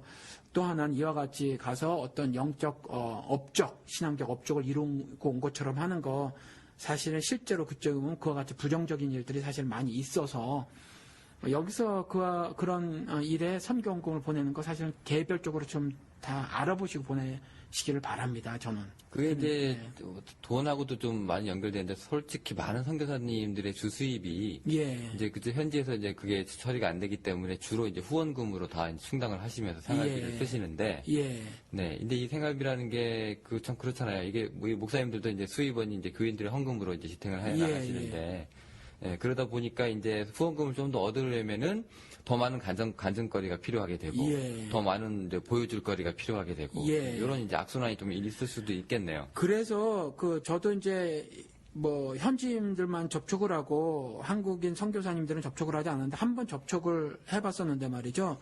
정말 고생하시고 애를 써서 하시는 분들이 계세요. 근데 그런 분들은 이상하게 선교원금을 잘 모금을 못해요. 그런데 수완 좋으신 분들이 있어요. 뭘 조직을 하고 그 다음에 근사하게 한국이나 미국에서 왔을 때 어떤 뭐를 조직해서 그 사람들이 뭘 할 수 있게 해주는데 수완을 발휘하시는 분들은 베트남 같은 경우는 이제 그런 분이 있었어요. 무슨 영적인 브로커들 같이. 브로커예요, 브로커. 그런데 벤츠차 한 대, 거기 비싸거든요. 벤츠차 한 대하고 또 베트남에 벤츠 미니밴이 있어요. 봉고라고 하는 거. 그거 두 대를 갖고 있고 집에 가정부 둘 두고. 이거 전부 이제 선교원금으로 그 짓 하는 건데 말이죠. 제가 통역하는 한국 베트남 사람 봤어요. 한국말 통역하는 사람. 그러니까 이제 한국에서 목사님이 오시면은 맨날 하는 게 똑같은 거예요. 신약계로, 구약계로 이런 거 하는데 그걸 통역해주는 베트남 사람을 봤는데 통역이 저는 알죠. 얼마나 개판인지. 근데 이제 그렇게 해서 그 수완을 보이시는 분이 있고요. 그런 분들에게 그 성경금이 집중되는 그런 것들이 있어서 사실은 성경금 낼 때 말이죠. 여러분들이 좀 무조건 내지 말고 난 내고 나면 내 책임 다 했어라든가 어떤 정신적 만족감을 누리시지 마시고 좀 잘 알아보시고 그렇게 좀 하셨으면 참 좋겠어요. 헌금이 정말로 엉뚱하게 이제 잘못 사용되는 경우도 굉장히 많기 때문에 예. 나는 내는 것으로 내 책임이 끝났다고 생각하면 안 되겠네요. 그러면. 예. 그리고 또 하나 문제는 뭐냐면 한 선교사에게 그 선교의 모든 것이 집중되어 있는 것들이 문제예요. 그래서 그 선교사가 만약에 선교 활동을 중단을 하잖아요. 그럼 그 선교가 없어져 버려요. 그 말씀은 그러면 그 현지화가 아직 이제 선교지에서 현지화가 되지 않고 그러니까 두 가지죠. 하나는 어떤 그 장치들이 마련이 안 돼 있는 거예요. 선교에 관한 장치들이 마련이 안 돼서 선교의 연계 혹은 지속 같은 것들이 이루어지지 않는 거죠. 예를 들어서 이렇게 돼야 되는데, 예를 들어서 이제 여기 알라바마에 현대 공장이 있잖아요. 그렇죠. 그런데 현대가 여기 알라바마에 공장을 세울 때는 현대가 굉장히 많이 신경을 쓸 거고, 그 이후에도 이것을 어떻게 잘 운영할 것인가에 대해서 심지어 그 현대의 최고 경영진까지도 굉장히 많이 생각을 했을 거라는 거죠. 그리고 엄청난 정신적, 물질적 에너지를 거기다 쏟아붓을 거예요. 그거 하나 잘하기 위해서. 미국의 현지 법인 하나 잘하기 위해서. 근데 지금 교회에서 보면 선교지 큰 교회는 막 20군데, 30군데 막 나눠가지고 50불, 100불 막 이렇게 보내요. 미국에서도 우리 달라스 있는 교회에서도 어느 교회 가보면 그 현관 입구에 크게 세계지도 갖다 놓고 한 20여 군데 깃발 꼽아놨단 말이죠. 가장 적게 보내는데 30불 보내요. 그러면 그게 선교가 되겠느냐라는 거죠. 그러니까 선교사들이 미국이나 한국에 다시 왔을 때 여러 개 돌아다니면서 그 선교 보고를 하는 이유가 그 여러 군데서 또 받아야 되는 거거든요. 근데 그렇게 하지 말고 한 교회가 정말 끝까지 그 선교지를 전체를 입양을 해서 말이죠. 모든 교회가 거기를 정말 선교를 하는 거죠. 그런 식으로 해야 되지. 그 선교사 한 명에게 모든 선교 사역을 다 이름을 해버리고 내가 돈 얼마 보내고 가끔 선교제 단기 선교팀 보내고 뭐 아니면 이 정도로 해서는 그 선교사가 뭐 은퇴를 해버리거나 중간에 무슨 일이 있어서 선교를 못하게 하면 그게 선교가 끊어져 버려요. 그리고 사실은 뭐 제가 미국에서 살지만 한국 분들이 많이 가방끈이 기심에도 불구하고 외국어 습득 능력이 조금 떨어지는 건지 아니 부끄러워서 틀릴까봐 잘 연습을 안 해서 그런지 언어가 좀 약하세요. 언어가 약하셔서 사실은 뭐 다들 굉장한 선교 보고를 하고 있지만 현지인들에게 복음을 충분히 잘 전달하고 있는 것으로 보이질 않아요. 보이질 않아서 현지인들을 빨리빨리 키워서 현지인들이 현지에서 스승이 되고 리더가 되고 또 그들이 다시 또 선교사로 파송이 되지고 하는 일들이 있어야 되는데 그런 일들이 사실 좀 미진한 것 같아요. 사실은 그게 이제 선교 사역의 이제 현지화가 가장 그 선교의 마지막 단계 아닙니까? 그게 되면 이제 선교사가 없어도 이제 자체적으로 교회가 이제 운영이 되고 복음이 이제 스스로 이제 증거가 되는 그런 건데 거기까지 안 가고 계속 선교사에만 의지하고 선교사는 또 후원금에만 의지하고 이런 문제들이 굉장히 있군요. 저 같은 경우 이제 단기 선교팀 같은 경우는 제가 알아요. 거기 교회들이 손님 치르는 거. 그러니까 그 사람 단기 선교팀이면 무슨 선교 보고를 잘 하겠지만 사실은 거기 있는 교회들은 손님을 계속 치르는 거예요. 그래서 나름 유명한 교회 같은 경우는 예를 들어서 외국에서 손님들을 많이 이렇게 모셔오는 그 교회 같은 경우는 정말 뭐 1년에 막 20번, 30번 이렇게 단기 선교팀들이 오거든요. 그때마다 정말 정형화된 손님 치르기가 있어요. 근데 각각의 단기 선교팀은 무슨 굉장한 은혜를 나누고 온 것처럼 하지만 뭐 그런 일들이 있거든요.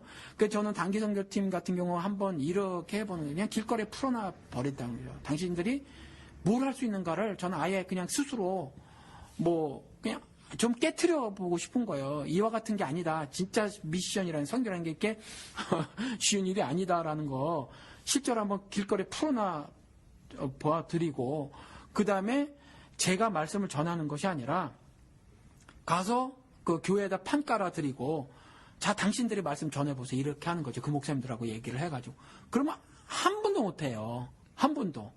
뭐로 왔냐는 거예요. 준비해놓은 것이 하나도 없나요? 없어요. 돈 갖고 오고. 누구 믿고 온 거예요 그럼? 선교사 믿고 오는 거죠.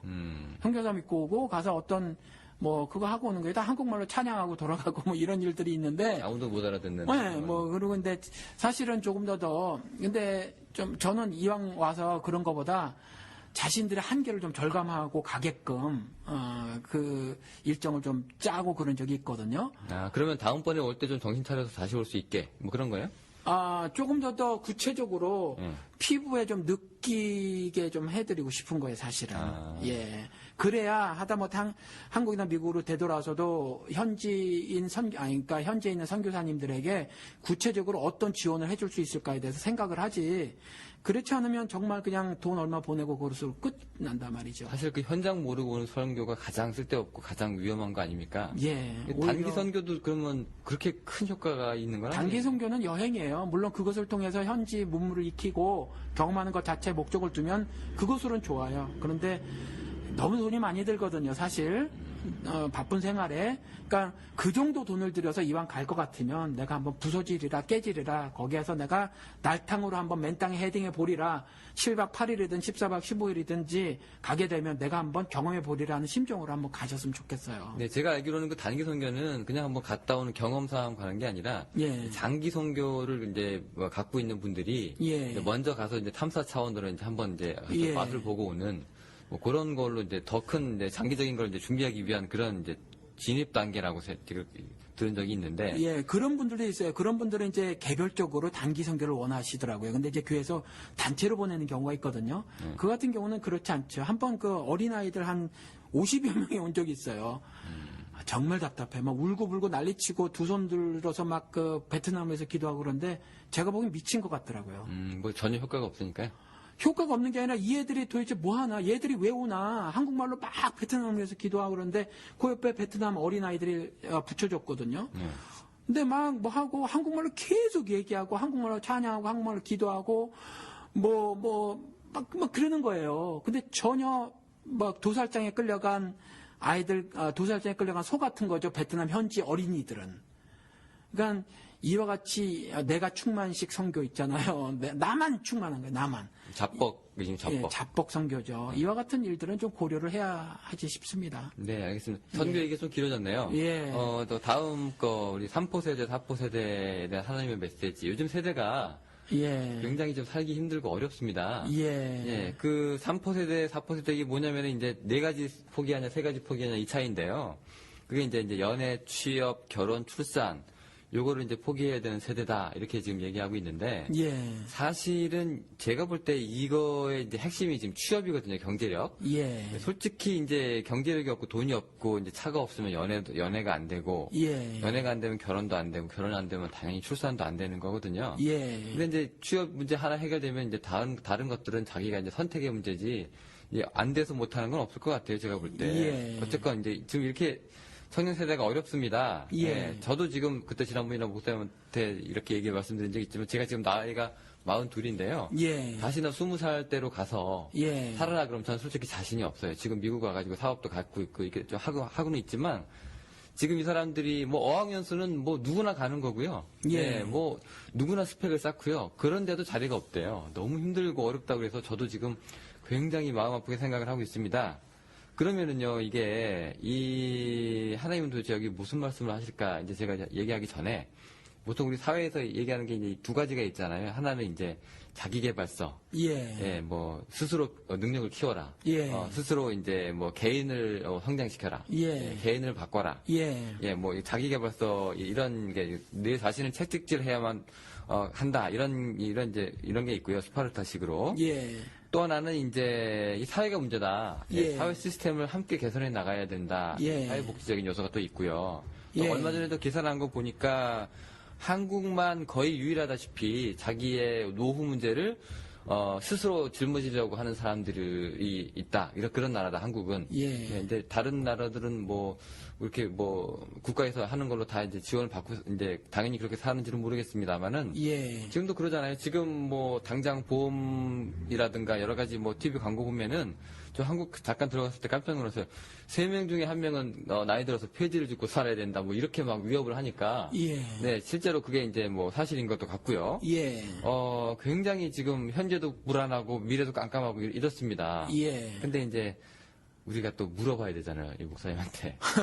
이거 어떻게 살아요, 우리? 저한테 물어봐도 소용이 별로 없죠. 네, 제가 그러니까 무슨 돈벌수 정책 있는- 기반자도 아니고. 돈 벌 수 있는 방법을 예. 가르쳐달라는 건 아니고. 예. 네, 지금 목사님도 솔직히 뭐 목회하시지만은 예, 또 이제 일하죠. 목사님에서 일하시잖아요. 예. 근데 목사님도 그런 스스로 나 이렇게 먹고 삽니다. 예. 라고 또 보여주시는 분이기도 하니까. 예. 그 어떻게 할까? 이 어려운 사람들한테, 그 젊은이들한테, 예. 3포냐, 4포냐 갈등하시는 이런 분들한테 예. 성서 뭐라고 할까요, 이거? 참 한숨 안타까운 일이고 답답한 일이긴 해도 성경은요 이러한 것에 대해서 사실은 아무런 개선책이나 해결책을 제시하지 않아요. 이거 먹고 살게 해주는 책은 아니란 얘기죠. 예, 그래서 물론 그런 것처럼 지금까지 많은 거짓 교사들이 말을 했죠. 수도 없죠. 예를 들어서 조용기 씨의 삼중 축복이 그 중에 하나고 그것도 이제 그냥 기도만 하면 저절로 뚝딱 되는 것처럼 그렇게 했거든요. 육체적 축복, 환경적 축복 이런 거짓말을 해가면서.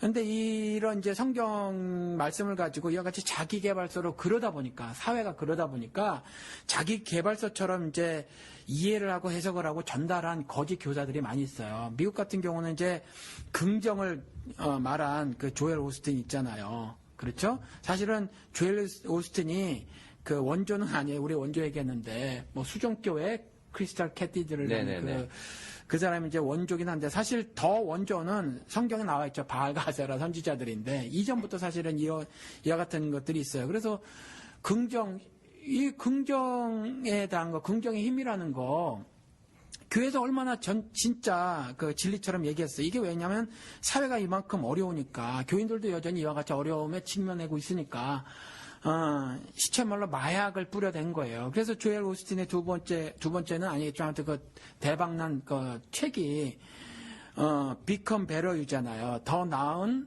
너가 되라라는 거잖아요. 더 나은 너가 되라. Become Better You. 그러니까 이와 같은 일들을 계속 하는 거거든요. 이와 같은 자기 개발을 해라라고 하는 부분들, 그리고 또 긍정적인 마인드로 살아라 하는 것들, 이런 것들이 사실은 성경적이지 않아요. 성경적이지 않고 그래서 이런 것들에 매몰되어진다면 사실은 오히려 더 소망 없는 일에 뭐라고 해야 되나 전혀 그 소망이 되지 않고 전혀 이루어지지 않을 것에 헛된 꿈을 꾸고 살게 되는 것밖에 되지 않는다는 거죠. 근데 이런 사람들 예를 들어서 이제 우리들이 신앙생활을 할 때요. 차라리 11조를 내고 예. 그냥 하나님이 축복해 주시겠지라고 바라고요. 예. 희망 고문 같이 예. 투자를 했으니까 받아야죠. 예. 그리고 이제 내가 수능을 치는데 이제 내가 100일 어머니가 이제 기도를 드리고 이제 애들이 좋은 대학을 차라리 붙는다고 하나님께서 응답을 해주시고 예. 아니면 내가 뭔가를 좀 더 교회에다 건축 헌금이라든가 뭔가를 이제 이바지하고 나서 하나님의 축복을 받고 예. 이런 그 주고받은 기브앤테이크 신앙이 계속 있는데요. 예. 투자성 헌금이라고 해야 될까요? 예. 차라리 이런 거가 있으면은 그나마 이제 하나님께서 언젠가는 복을 주실 거야라고 붙잡고 사는 그 희망 기반이 생기겠는데 예. 목사님 설교를 듣고 있으면 그게 사라지잖아요. 그렇죠. 예, 이제 건물을 가짜 건물이라도 하나 텅 비어 있는 것보다 그게 나은데 예. 목사님은 이제 저거 건물 가짜야. 예. 이거 집도 아니야. 예. 딱 흔들어 버리면 이제 그게 무너지죠. 예. 해체를 시키면 이제 거기다 이제 빈 터만 남는데. 예. 근데 황당하거든요. 이제 예. 성도들 입장에서는. 예. 그러면 이제 빈 터가 됐습니다, 목사님. 예. 이 위에 뭘 지어야 할까요? 자, 이제 이런 거예요. 지금 보니까 제가 지금. 일단 뭘 지어야 할까요를 말씀을 드리기 전에 사실은 이런 부분에 대해서 우리 기독교 신자만이 아니라 이미 이런 책도 있어요. 제가 지금 저자가 생각이 안 나는데 긍정의 배신이라는 책이 있거든요. 그러니까 이제 미국에서는 암 환자들이 그 핑크 리본 아니면 핑크 하트를 예. 이렇게 해가지고 팔고 하는데 이 사람이 미생물인가 이거 전공해서 박사된 사람이에요. 근데 자기가 암에 걸렸었거든요. 근데 보면 이미 이제 의학을 아는 사람이라 암 말긴 사람들이 그냥 죽는다는 거죠. 혹은 수명을 좀 연장할 수 있다고 하더라도 암 환자 같은 경우는 그 치료가 너무너무 고통스럽다는 거거든요. 수명을 6개월, 1년 연장하면서 사실은 더 죽음보다 더 심한 고통을 겪게 되고 결국은 죽는다는 거예요. 6개월 더 살지는 모르지만. 그런데 거기서 TV 화면이나 어떤 그 사람들 모이는 것 같은 경우는 사실은 고칠 수 있는 암들 수준에서 발견된 사람들 이야기라는 거죠. 근데 그 사람들을 등장시켜서 흡사 정말 모든 사람들이 다 적용될 수 있을 것처럼 하는 것들을 그 같은 긍정들은 사실 해롭다라는 거예요. 그래서 긍정의 배신이라는 책을 쓰셨거든요. 근데 지금도 이와 같은 것들이 사실은 우리 아시지만 현자가 시를 통해서 말한 게 있어요. 뭐냐면은 삶이 그대를 속일지라도 슬퍼하거나 노여하지 말라. 근데 삶이 그대를 속인단 말이에요. 고진감래하면 참 좋아요. 근데 그냥 고진만 지속되다가 죽는 수도 있거든요. 그러니까 저도 가끔 TV 비디오 클립을 통해서 이렇게 보는데 한국에 동행이라는 프로그램이 있더라고요. 근데 그거 보니까 너무너무 가난해요. 거기다가 혼자가 됐거나 싱글 파더이나 싱글 마더이에요. 혼자 독신 아버지, 어머니. 근데 아기가 둘이나 셋, 아이들이. 그럼 지붕에 비가 새거나 정말 곰팡이가 섞거나 이런 데서 애들 돌봐야 하는데 애들끼리 혼자 라면 끓여 먹고 앉아있고 이런데 개선될, 그게 전혀 보이질 않는 거죠. 그래서 그냥 감내가 없어요. 고생만 하다 끝나는 경우가 있는데 이러한 것들이 인류 역사였다라는 거죠. 지금까지. 변할 수 없다.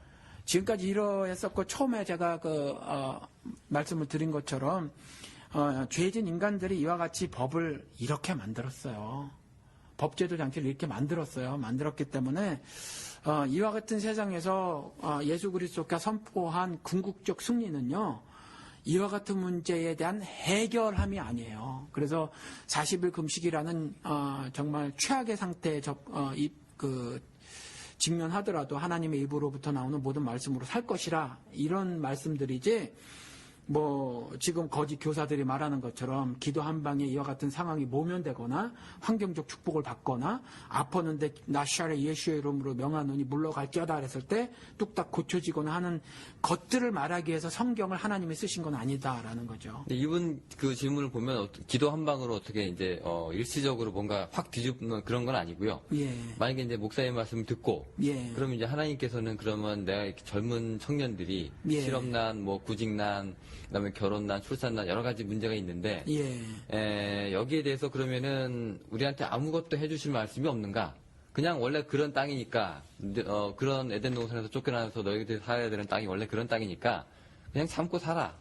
그냥 내 뜻은 그게 아니야. 이게 전부인지 아니면 왜 성경에 보면은 그래도 나 애 없어요 하고 해가지고 이제 울면서 이제 부르짖어가지고 이제 애라도 다시 얻어내는 한나라든가. 이런 얘기들이 있잖아요. 하나 얘기 우리 한번 나눴잖아요. 그게 아니라고. 그런 그러니까, 얘기.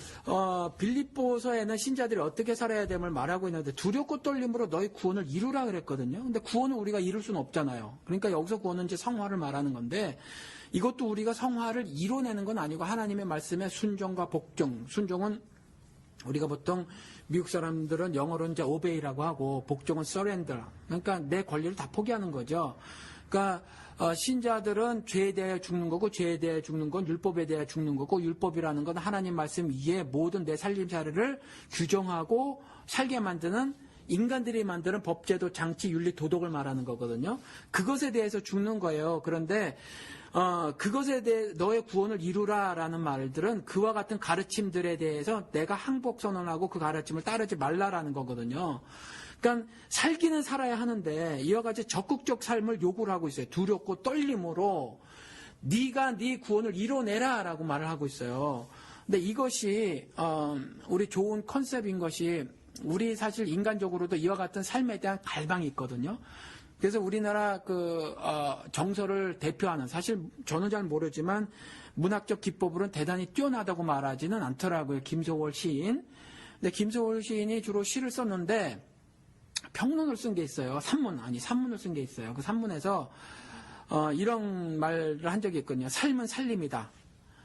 삶은 살림이다 그랬는데 살려내는 일이라는 거죠. 그래서 우리는 어떻게 말했냐면 사는 걸 갖다가 살림살이라고 얘기를 했거든요. 살림살이, 살려내는 일이거든요. 우리는 외세 침략을 받고도 정말 살리려고 모진 애를 썼어요. 그러니까 상황이 아무리 악하더라도 성경을 통해서 하나님이 주신 그 약속을 믿고요. 아무리 열악하더라도 하나님의 약속을 믿고 살아가시기를 저는 말씀을 드려요. 그래서 어떤 한 개의 이 얘기가 얘가 일반화 보편화 시킬 수는 없지만 제가 지금 이제 아까 한국 나이로 말씀하신 것 같은데 저도 이제 한국에도 방송이 되니까 한국 나이로 하면 제가 54시잖아요. 네, 띠동갑이시니까. 예, 54시니까 혹시 젊으신 분이니까 제가 조금 인생 더 살아서 제 경험을 조금 나눠서 혹시 힘이 되실 수 있으면 힘이 되시라고 제 경험을 한번 나눠보고 싶어요. 네네. 예. 제가 미국에서 살면서 다른 분들처럼 어떻게든지 살아보려고 모진 애를 써서 그래서 가게를 마련을 했어요. 그런데 정말 하나님 말씀을 더 알고 싶어서 전 목사 되고 싶어서가 아니라 하나님 말씀에 대한 이해가 안 되는데 목사님들에게 질문하면 건방진 것 같더라서 잘 질문을 못하고 그러다 한번 질문을 했는데 성령 침례에 대해서 질문을 경험해보면 알아 이런 대답을 하셔서 하나님 말씀을 좀 알고 싶어서 전 신학교를 갔어요. 신학교를 가면 제가 하나님 말씀을 오해했던 게 그저 그것이 하나님의 나라와 의를 구하는 것이라고 알고 신학교를 가게 되면 내가 먹고 사는 일을 이 모든 것을 너에게 더해 주시리라 하셨으니까 그냥 저절로 삶이 펼 줄 알았어요. 그래서 더 고생을 했거든요.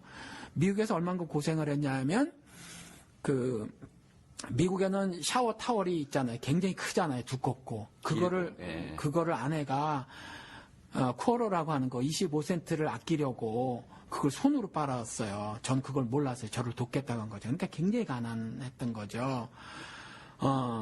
그런데 저는 결혼을 하고 아내랑 약속한 게 뭐냐면 미국에는 우리 교민 여러분들이 두 부부가 뛰면서 애들이 사실은 많이 방치되는 경우가 있거든요. 어디 타가서 같은 데 맡겨놓고 이런단 말이죠. 근데 전 약속하기를 하나님을 신뢰하자. 그리고 아이들에게 부모가 절대로 필요하니까 둘 중에 한 사람은 절대로 일하지 말자. 아무리 어려워도 그렇게 살자. 무슨 대책이 있는 건 아니죠. 무슨 대책이 있는 건 아닌데 그렇게 했어요. 그래서 주변에 한국 사람들이 많이 사는 아파트에 살았었는데 전부 다 왜 그렇게 사냐고 욕을 했었어요. 그게 들리죠. 저희 귀에. 그래도 미련스럽게 그렇게 살았어요. 그러니까 더 벌 수 있는데 왜 그렇게 예. 둘이 나가서 벌면 애들에게 먹을 것도 더 잘 사줄 수 있고 장난감도 더 사줄 수 있는데 왜 그러냐 그랬을 때 우리는 생각했던 게 뭐냐면 더 중요한 것은 아이들에게는 엄마고 아빠다라고 생각을 했던 거죠. 같이 있어야 된다라는 거죠. 아파트비 못 내면 저 미국 처음 왔었을 때는 막 2달 기다렸다 세 번째 내쫓고 그랬었는데 그때 제가 신학교 다닐 때는 막 한 달 만에 바로바로 내쫓고 그래서 그런 위기를 많이 겪었었어요. 그래도 하나님 신뢰하고 가자 그랬다라는 거죠. 이 모든 것을 더해 주시라고 했으니까 최소한 굶어 죽진 않겠지. 하나님 굶어 죽이실까? 굶어 죽여도 감사합니다. 그러고 살자. 그러고 살았어요. 그러고 살고 지금 왔다는 거죠. 그러니까 전 그런 말씀을 드리고 싶어요. 제가 오래전에 타주에 있는 모교에서 집회를 한번 했는데 유명하지 않아도 어떻게 집회를 한번 한 적이 있는데 말이죠. 그때 이제 어르신들이 많이 있는 교회였어요. 어르신들 그러면 할아버지들보다 할머니들이 더 많으신데 할머니들이 오래 사셔서 제가 이런 질문을 드린 적이 있어요. 어르신들 내 뜻대로 인생 살아오신 분 있으면 손 한번 들어보세요 라고 했더니 아무도 안 드시는 거예요. 그러면 정말 삶이 그대를 속여요. 내가 정말 이렇게 하면 고진하면 감내가 될 것이라고 생각을 하는 거죠. 근데 안 되는 경우가 많다는 거죠. 그러면 제가 이 질문을 하신 분들에게 하신 젊으신 분 같은데 그런 말씀을 드리고 싶어요. 저는 그렇게 안 살았거든요. 고진이 있었지만 반드시 감내가 물질적으로 낮을 것이다라는 그 기대를 하지 않고 고진이지만 하나님을 신뢰하는 고진이었다는 거죠. 그래서 인생에 쓴 것을 하나님을 신뢰하는 거기 때문에 일부러 자의적으로 더 소중한 것이 무엇인가를 지키려고 해서 그렇게 살았어요. 그래서 굶으면 차라리 굶으리라 하고 빌립보서 말씀대로 두렵고 떨림으로 너희 구원을 이루어야 되겠다라는 심정으로 살았던 거죠. 그리고 지금 제가 일을 하고 살지만 그렇게 남들보다 못 살지 않아요. 가난은 여전히 하지만 남들보다 못 살지 않으니까 내가 계획한다고 해서 그 일이 반드시 이루어지면 좋겠지만 그렇지 않으니까 차라리 이 시간에 이런 결정을 내렸으면 좋겠어요. 두렵고 떨림으로 하나님이 명령하신 대로 나는 내 구원을 이루리라. 이런 심정으로 오늘 하루 살고 내일 하루 살고 최선을 다해서 계획표 짜고 미래 설계하고 그러고 사셨으면 참 좋겠습니다. 제가 현실적인 질문 하나만 더. 예. 아니, 예를 들어서 이제 저 혼자 먹고 사는 그런 문제면은요. 그냥 제가 그냥, 그래, 내일 라면 먹지 하고 그냥 어떻게든 버틸 수 있겠어요. 예. 근데 이제 결혼이라고 하는 거는 목사님도 참 좋은 사모님을 만나셔서. 저도 마찬가지지만 쟤랑 살면은 내가 라면 먹고 살겠다, 그럴 수밖에 없겠다라고 하는 그런 여자들을 만나서. 다행히 이제 결혼이 이루어지고. 또 어렵지만 이제 같이 이제 버텨나갈 수 있는 그런 거잖아요. 근데 요즘에 이분 얘기하는 3포 세대, 4포 세대는 일단 이 취업이라든가 이런 스펙에서 이제 밀리게 되면 한번. 연애나 결혼 자체가 안 되거든요. 여자분들이 저 사람이랑 결혼하면 고생할 게 뻔하면 이제 가지를 않죠. 그러면은 이제 나 혼자 먹고 사는 문제는 어떻게 해보겠는데 같이 저 사람이랑 같이 내가 먹고 살아야 되는 그런 문제에서 가장 노릇 해야 되고 그다음에 이제 아빠 노릇 이제 해야 되고 이런 상황이 또 있잖아요. 그런 거는 이제 어떻게 보면 개인적인 문제라기보다도 이게 사회적인 문제가 될 수도 있는데. 그렇죠. 이런 부분에도 그러면은 제가 하나님께서 그냥 알아서 해주실 거야. 나 먹으면 나랑 같이 결혼하면은 이제 라면 먹을 좋은 신부감 보내주실 거야 이러고 있어야 되는 건지 이런 것도 좀 현실적인 질문이 아닐까 해요. 그래서 알아서 해주실 거야 부분보다는 저는 그렇게 생각을 해요. 이제 질문이 두 가지였던 것으로 생각이 되는데 저 같은 경우도 사실은 저 혼자라면 괜찮아요. 길에서도 잘 수 있죠. 그런데 저 같은 경우도 아기가 셋이었단 말이죠. 나이가 조금 지금으로 치면 그렇게 있어서 결혼한 건 아닌데 제가 결혼할 때만 해도 제가 빠른 결혼은 아니었단 말이에요. 그러니까 아기가 정말 갓난 아기가 줄줄이 셋이 있었어요. 저 아이들 데리고 정말 길바닥으로 내쫓기면 황당하죠. 그렇죠. 저에게는 그러한 스트레스가 없었겠냐는 거죠. 그리고 그런 것에 대한 두려움이 없었겠느냐라는 거죠. 저에게도 있었어요. 그렇지만 하나님 신뢰했다는 거예요. 왜냐하면 제 머리를 쓴다고 해서 반드시 돼지면 좋다는 거죠. 그렇다고 제가 머리를 안 쓰고 열심히 이렇게 일하려고 안 했다라는 말씀은 아니에요. 최선을 다해서 했죠. 했지만 여전히 그래서 정말 신학교에 막내 데리고 가서 클래스에 데리고 들어갈 수밖에 없었어요. 애 맡길 돈이 없으니까. 그래도 학교에서 경고도 먹고 그랬거든요. 누가 2살도 안 되네 클래스에 기저귀 갈아야 되는 애 데려가면 그렇죠? 아무리 신학교라 해도 누가 좋아하겠어요. 전부 그때 그 기억이 난단 말이죠. 사람들이 이렇게 쳐다보는 거. 아무리 미국 사람이라도 다 목사님들이고 그런다고 하더라도 정말 저를 보는 시각이 그때 얼마나 따가웠는지 제가 기억이 나요. 그러니까 그럼에도 불구하고 제가 머리를 써서 그 문제를 다 해결할 수 있으면 참 좋은데 그렇지 않은 것들을 우리가 간직경으로 보잖아요, 실제로. 그러니까 제가 이성적으로도 신뢰할 분은 하나님이라고 생각을 했던 거고 저도 여전히 그런 상태였다는 거고 그래서 단순히 저는 감나무 밑에 가서 이 벌리고 있었다라는 말씀은 아니에요. 알아서 해주실 거야라는 말이 아니라 그래서 제가 받는 질문 중에 하나가 그거라고 말씀을 드렸잖아요. 너 왜 정치해? 당신 왜 정치해라는 거잖아요. 목사님 왜 정치하세요? 전 정치하는 게 아니에요. 이와 같이 신자로서의 사회에 불이한 일들이 있었을 때 그러니까 한국 같은 경우는 예를 들어서 미국 같은 경우는 대략 전체의 세금이 걷어들여지는 세금이 한 10%, 15%, 16% 이렇게 된다 그러고 직접세 대 간접세 비율이 여기는 예를 들어서 세일스 텍스라고 하는 물건 사면 세금을 그때그때 따로 지불을 하잖아요. 그게 8.25% 정도밖에 안 되거든요. 근데 한국 같은 경우는 간접세 비율이 굉장히 높단 말이에요. 소주 한 병에 붙는 거, 담배 한 갑에 붙는 거 이런 굉장히 높거든요. 그러면 간접세 비율이 높다는 건 뭐냐면 그 부자나 가난한 사람이나 세금을 똑같은 비율로 낸다는 거예요. 이런 부분들에 대해서 개선하도록 저는 지금 애를 쓰는 거예요.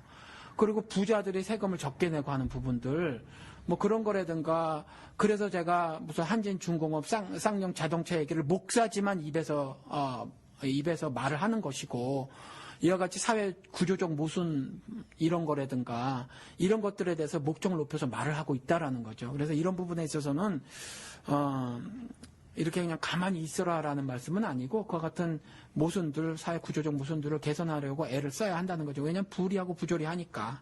네, 예. 지금 제가 뭐 옆에서 보니까 이제 목사님의 그 삶이 예. 일단 뭐 대답이 좀 될 수 있는 것 같기 때문에 왜냐면 지금 이제 현재 목회를 하고 계시지만 예.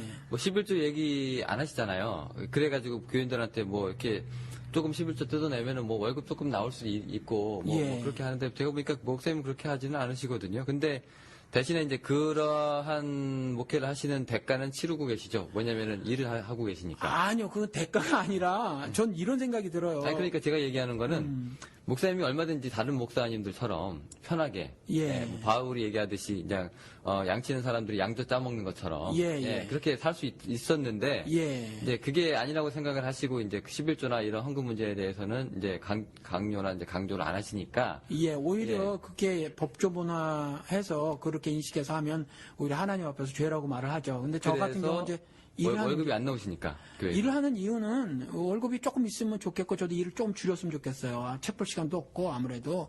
그래서 좀 그런데 그 프랑스 혁명 때 무의도식하는 세 부류 중에 성직자가 들어갔어요. 당연히 그때 성직자는 불교 성직자가 아니거든요. 전 성직자 개념도 없어져야 된다고 생각해요. 성직자는 구약의 제사장이 성직자고 지금은 이제 만인 제사장이라 성직자라는 개념이 기독교계에 사라져야 된다고 생각을 하거든요. 그래서 무의도식하는 왕족들하고 그다음에 귀족들하고 그다음에 자본가란 부르주아는 그때 안 꼈단 말이죠. 그들도 생산 다중에 속해 있었기 때문에 일반 사람들이 인식했었을 때 그 무의도식하는 세 부류의 사회 계층을 뭐라고 했었냐면 그 중에 하나가 성직자였다라는 거예요. 그래서 저는 무의도식하기 싫은 거죠.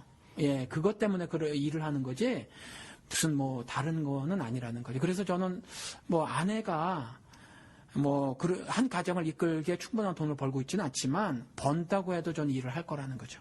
예를 들어서 이제 예를 들어서 이제 교회에서 예. 이제 어느 정도 이제 사람들이 모아지고 예. 그래서 이제 목사님한테 이제 목사님 이제 일 하시지 마시고 예. 이제 저희가 이제 목사님 생활비는 어느 정도 나올 수 있으니까 예. 이제 그 시간에 준비하시고 책 보세요. 예. 라고 하셔도 일을 하십니까 그럼? 예, 그래도 한 일주일에 20시간 정도는 일을 할 것 같아요. 일을 해야 하고 차라리 월급을 상당 부분 반납을 하겠죠. 반납을 네. 하고 그것으로 인해서 다른 일을 하고요. 왜냐하면 제가 그 윤리관으로 삼고 있는 게 그래야 우리 성도님들 살림살이를 이해해요. 목사들이 일을 안 하니까 저는 이해를 못하고 그저 시쳇말로 삥을 뜯고 앉았는 거라고 생각을 합니다. 예, 솔직히 뭐 사회생활이 전무하고 그냥 신학교에서만 이제 계시다가 예. 담임 목사로 이제 목회를 바로 들어가신 분들의 설교를 듣고 예. 다른 분들이 조금 한탄해 하시는 뭐 그런 제가 뭘 알겠어 하는 뭐 그런 눈빛도 예. 또 많이 받는다고 하는데 예. 네, 뭐 그런 것보다는 어쨌건 뭐 그러면 3%대, 4%대는 대충 결론이 난 것 같은데. 그래서 좀 이랬지 않았으면 좋겠는데 복음과 상황이라 잡지를 보니까 미혼과 비혼 이야기가 나오더라고요. 그래서 이제 스스로 결혼하지 않는 그러지만 결혼을 포기하지는 않고 뭐 혼자 삶을 즐기고 있다라고 이제 이렇게 말씀을 하고 계신데 그것도 일종의 뭐 어떤 좀 그게 저는 결혼할 사람으로서 비혼을 즐기고 있어요가 뭐 본인은 아닐지 모르지만 또 그렇게 글을 썼으니까 아니라고 강변을 하니까 그렇겠지만 그럼에도 불구하고 어쩌면 이것도 한 현상으로 나타난 것이 아닌가 하는 그런 생각이 좀 들었어요. 3%대, 4%대의 한 현상이 아닌가 그런 생각이 들었다라는 거죠. 이거 미혼의 나는 미혼이 아니다. 못한 게 아니라. 미혼의 부분에 있는 어떤 분들의 자기 합리화가 비혼이다 이렇게 생각하시는 거예요? 뭐 자기 합리화는 아닐 거라는 거죠. 그분들이 그렇게 말을 했으니까. 그런데 그럼에도 불구하고 이와 같은 3포, 4포 지금 현재 사회가 이러한 어려움 속에 있으니까 그 가운데에 만들어진 산물이 아닌가. 그렇게 이제 분석을 한번 했다라는 거죠. 알겠습니다. 예. 목사로서가 아니라 지금 세탁소에서 일하시는 세탁소에서 우리 노동자로 살고 있습니다. 예, 우리 54세 우리 소띠 우리 황승기 목사님. 오늘 뭐 다 밝혀지네요. 이름, 교회, 뭐 띠, 나이. 이미 알아서 또 찾아오시는데요, 뭐. 예. 예. 네, 문에 이제 인생 선배로서의 한 말씀 들었고요. 예, 그래서 뭐 이것이 위로가 되셨는지 모르지만 성경을 통해서 하늘의 비밀을 깨닫게 되면 이 말씀을 정말 전해드리고 싶어요. 저는 40대 때, 30대 때 성경을 읽는 거와 지금 또 다른 기쁨을 느끼고 있거든요. 그러니까 뭐라고 말씀을 드려야 될지 모르겠어요. 혼자 행복해요. 그러니까 삶이 녹록하지 않아도 하나님이 주시는 말씀으로 인해서 저도 지금 바울과 같은 고백을 하고요. 베드로와 같은 고백을 한단 말이죠. 그러니까 상황에 함몰되지 마시고 정말 말씀을 통해서 주님께서 선포하신 그 승리에 동참하셔서 이 땅에서 정말 예수의 제자로 예수와 하나 된 신자로서 하나님의 백성으로 당당하게 어깨 피고 사셨으면 그러길 바랍니다. 네, 예. 네, 알겠습니다. 우리가 또 갈 길이 멉니다. 하나가 또 남아가지고요. 예. 이번엔 또 결혼 문제인데요. 결혼. 네, 예. 댓글 중에 이런 분들이 있습니다. 지금 본인은 지금 교회 다니시는 개신교 쪽이시고 지금 배우자 쪽이 지금 성당 카톨릭인 것 같은데 이제 어머님이 이제 반대하신다. 네. 이런 얘기 있네요. 그동안의 기존 그 교회의 입장은 제가 보면은 일단 타종교라든가 이제 불신자들과의 결혼하지 말라. 예. 그 밑바탕에 있는 성경 구절이라고 하면은 이제 뭐 믿지 않은 자와 멍에를 함께 지지 말라 뭐 이런 성경 구절이 예, 있면서 목사님들이 그렇게 되면 니네 너 신앙도 뺏기지. 예. 차라리 이제 같은 신앙을 가진 사람을 꼭 만나서 예. 되도록이면 우리 교회로 데리고 와라. 이게 최고의 결론으로 치잖아요, 목사님들은. 예, 그렇죠. 네, 성경 구절 이렇게 이제 믿지 않는 자와 멍에를 함께 지지 말라고 얘기했는데요. 자, 그러면은 이분 같은 경우에는 지금 이제 실질적인 고민이 이제 결혼까지는 갈 수 있는데, 예. 이런 문제 때문에 이제 어떻게 할까요? 뭐 이런 게 있는데요. 예. 오죽 답답했으면 저희 비밀의 집 게시판에 다 글을 다. 그러게 말입니다. 저는 그런데 부모님의 말씀을 소홀히 듣지 않았으면 좋겠어요. 지금 우리 지금 강대성 있잖아요. 이거 만들어 주신 분이 여기 달라스 지역에 큰 교회를 다니시는 분인데 이분이 이제 아드님이 저에게 전화가 왔어요.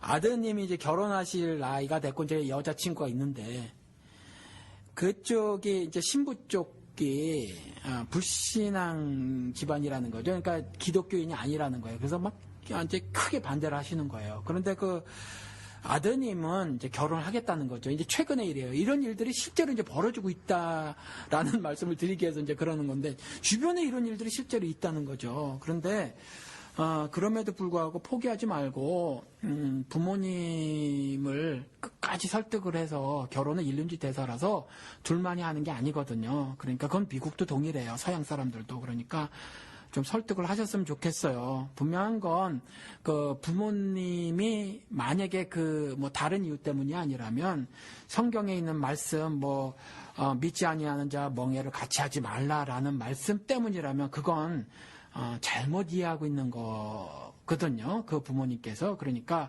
그런 것들에 대해서 올바른 이해가 있고 그다음에 우리 인간적으로 한번 생각을 해봐도 그래요. 인간적으로 생각을 해봐도 만약에 거꾸로 한번 생각을 해보자고요. 예를 들어서 내 아들이 나는 신자인데 내 아들이 말이에요. 교회를 안 나가요. 교회를 안 나가는데 내 아들이 사귀는 친구가 아주 신실해요. 독실한 크리스찬이에요. 그러면 내 아들을 저 여자친구와 결혼하고 싶으시겠어요? 안 하고 싶으시겠어요? 시키고 싶으시겠어요? 저는 일단 애가 없지만은 예. 그 상황 보니까 그러니까 정리를 하자면 그러니까 부모님은 이제 나는 독실하고. 크리스찬이에요. 예. 그런데 내 아들은 아닌 거예요. 예. 근데 아들이 사귀고 있는 여자친구는 크리스찬인 거예요. 네. 그럼 시키고 싶을 거 아니에요. 그렇겠죠. 그렇죠. 근데 거꾸로니까 못 시키겠다는 거잖아요. 그렇죠. 불신자와 신자의 결합이 지금은 이제 천주교. 그렇죠. 예. 천주교든지 아무튼 기독교 신자가 아닌. 네. 그렇죠. 근데 내 아들이 신자고 짝이 신자가 아니에요. 그럼 못 시키겠다는 거죠. 근데 내 아들이 만약 불신자인데 짝될 사람이 신자라면 시키고 싶어 할 거란 말이에요. 어차피 신자 불신자의 결합인데 그러면 이건 이기심의 발로다. 이기심의 발로다. 그렇죠. 이건 이기심의 발로라는 거예요. 그러면 내 아들을 통해서 기대할 수 있잖아요. 한 영혼이 구원 받을 수 있잖아요. 그렇죠. 그래서 이 고린도 후서 말씀인데 6장 14절 말씀에 너희는 믿지 아니하는 자와 멍에를 같이 하지 말라가 사실은 그 쭉 들어보면 그 고린도 후서 6장이나 뭐 그 앞에나 그 후에나 이렇게 쭉 들어보면요. 이런 말도 있어요. 그 이제 결혼 그런 것들을 통해서 혹시 그 시집갈 처녀야 너희가 그 남편 될 자를 구원할지 네가 어떻게 아느냐. 또 남편 될 자야 너희가 그 처자를 그 아내를 구원하게 되려지 어떻게 아느냐. 그러니까 사실 이 부분은요. 당시에 있었던 바르지 못한 어떤 율법적인 것 때문에 그리고 더 중요한 부분 신앙에 대한 그런 부분을 간과하고 어떤 그 형식적인 신앙이 있잖아요. 이 부분에 대한 경고의 말이지 다른 게 아니에요. 그래서 좀 말씀을 제가 설명을 드려볼까 이 부분을 그래야 좀 이해가 될는지 모르겠어요. 이게 고린도후서 6장 14절 말씀인데 너희는 믿지 아니하는 자와 멍에를 같이 하지 말라 이렇게 되어 있는데 뭐 의와 불법이 어찌 함께하며 빛과 어둠이 어찌 뭐 사귀며 이렇게 이제 6장 14절이란 말이죠. 그리고 또 15절에는 믿는 자와 믿지 아니하는 자가 어떤 부분을 같이 하겠느냐, 무엇을 같이 나눌 수 있겠냐. 이건 이제 킹 제임스 역을 말씀을 드린 건데 이거 한번 제가 성경을 열고 한번 찾아볼게요. 우리 한번 설명을 좀 드려야 이것에 대해서 좀 해결이 되고 제가 분명히 말씀을 좀 드리겠는데 부모님의 말씀을 좀 소홀히 안 얘기해 주셨으면 좋겠어요. 나랑 의견이 다르다고. 그래서 한번 살펴보시자고요. 뭐 예를 들어서 그게 고린도 그 후서 6장 9절 10절 가보면 무명한 자 같으나 유명한 자고 죽은 자 같으나 산 자고 징계를 받는 자 같으나 죽임을 당하지 아니하고 근심하는 자 같으나 항상 기뻐하고 가난한 자 같으나 많은 사람을 부유하게 하고 아무것도 없는 자 같으나 모든 것을 가진 자로다. 이렇게 말을 하면서 사실은 진짜 신앙을 가진 자와 진짜 신앙을 가진 자에 대한 모습을 그렇게 말을 해놓고 있는 거예요. 사실 육신의 눈으로 보면 그렇게 보인다라는 거죠. 근데 실제로 보면 그렇지 않음을 얘기하고 있어요. 그리고 또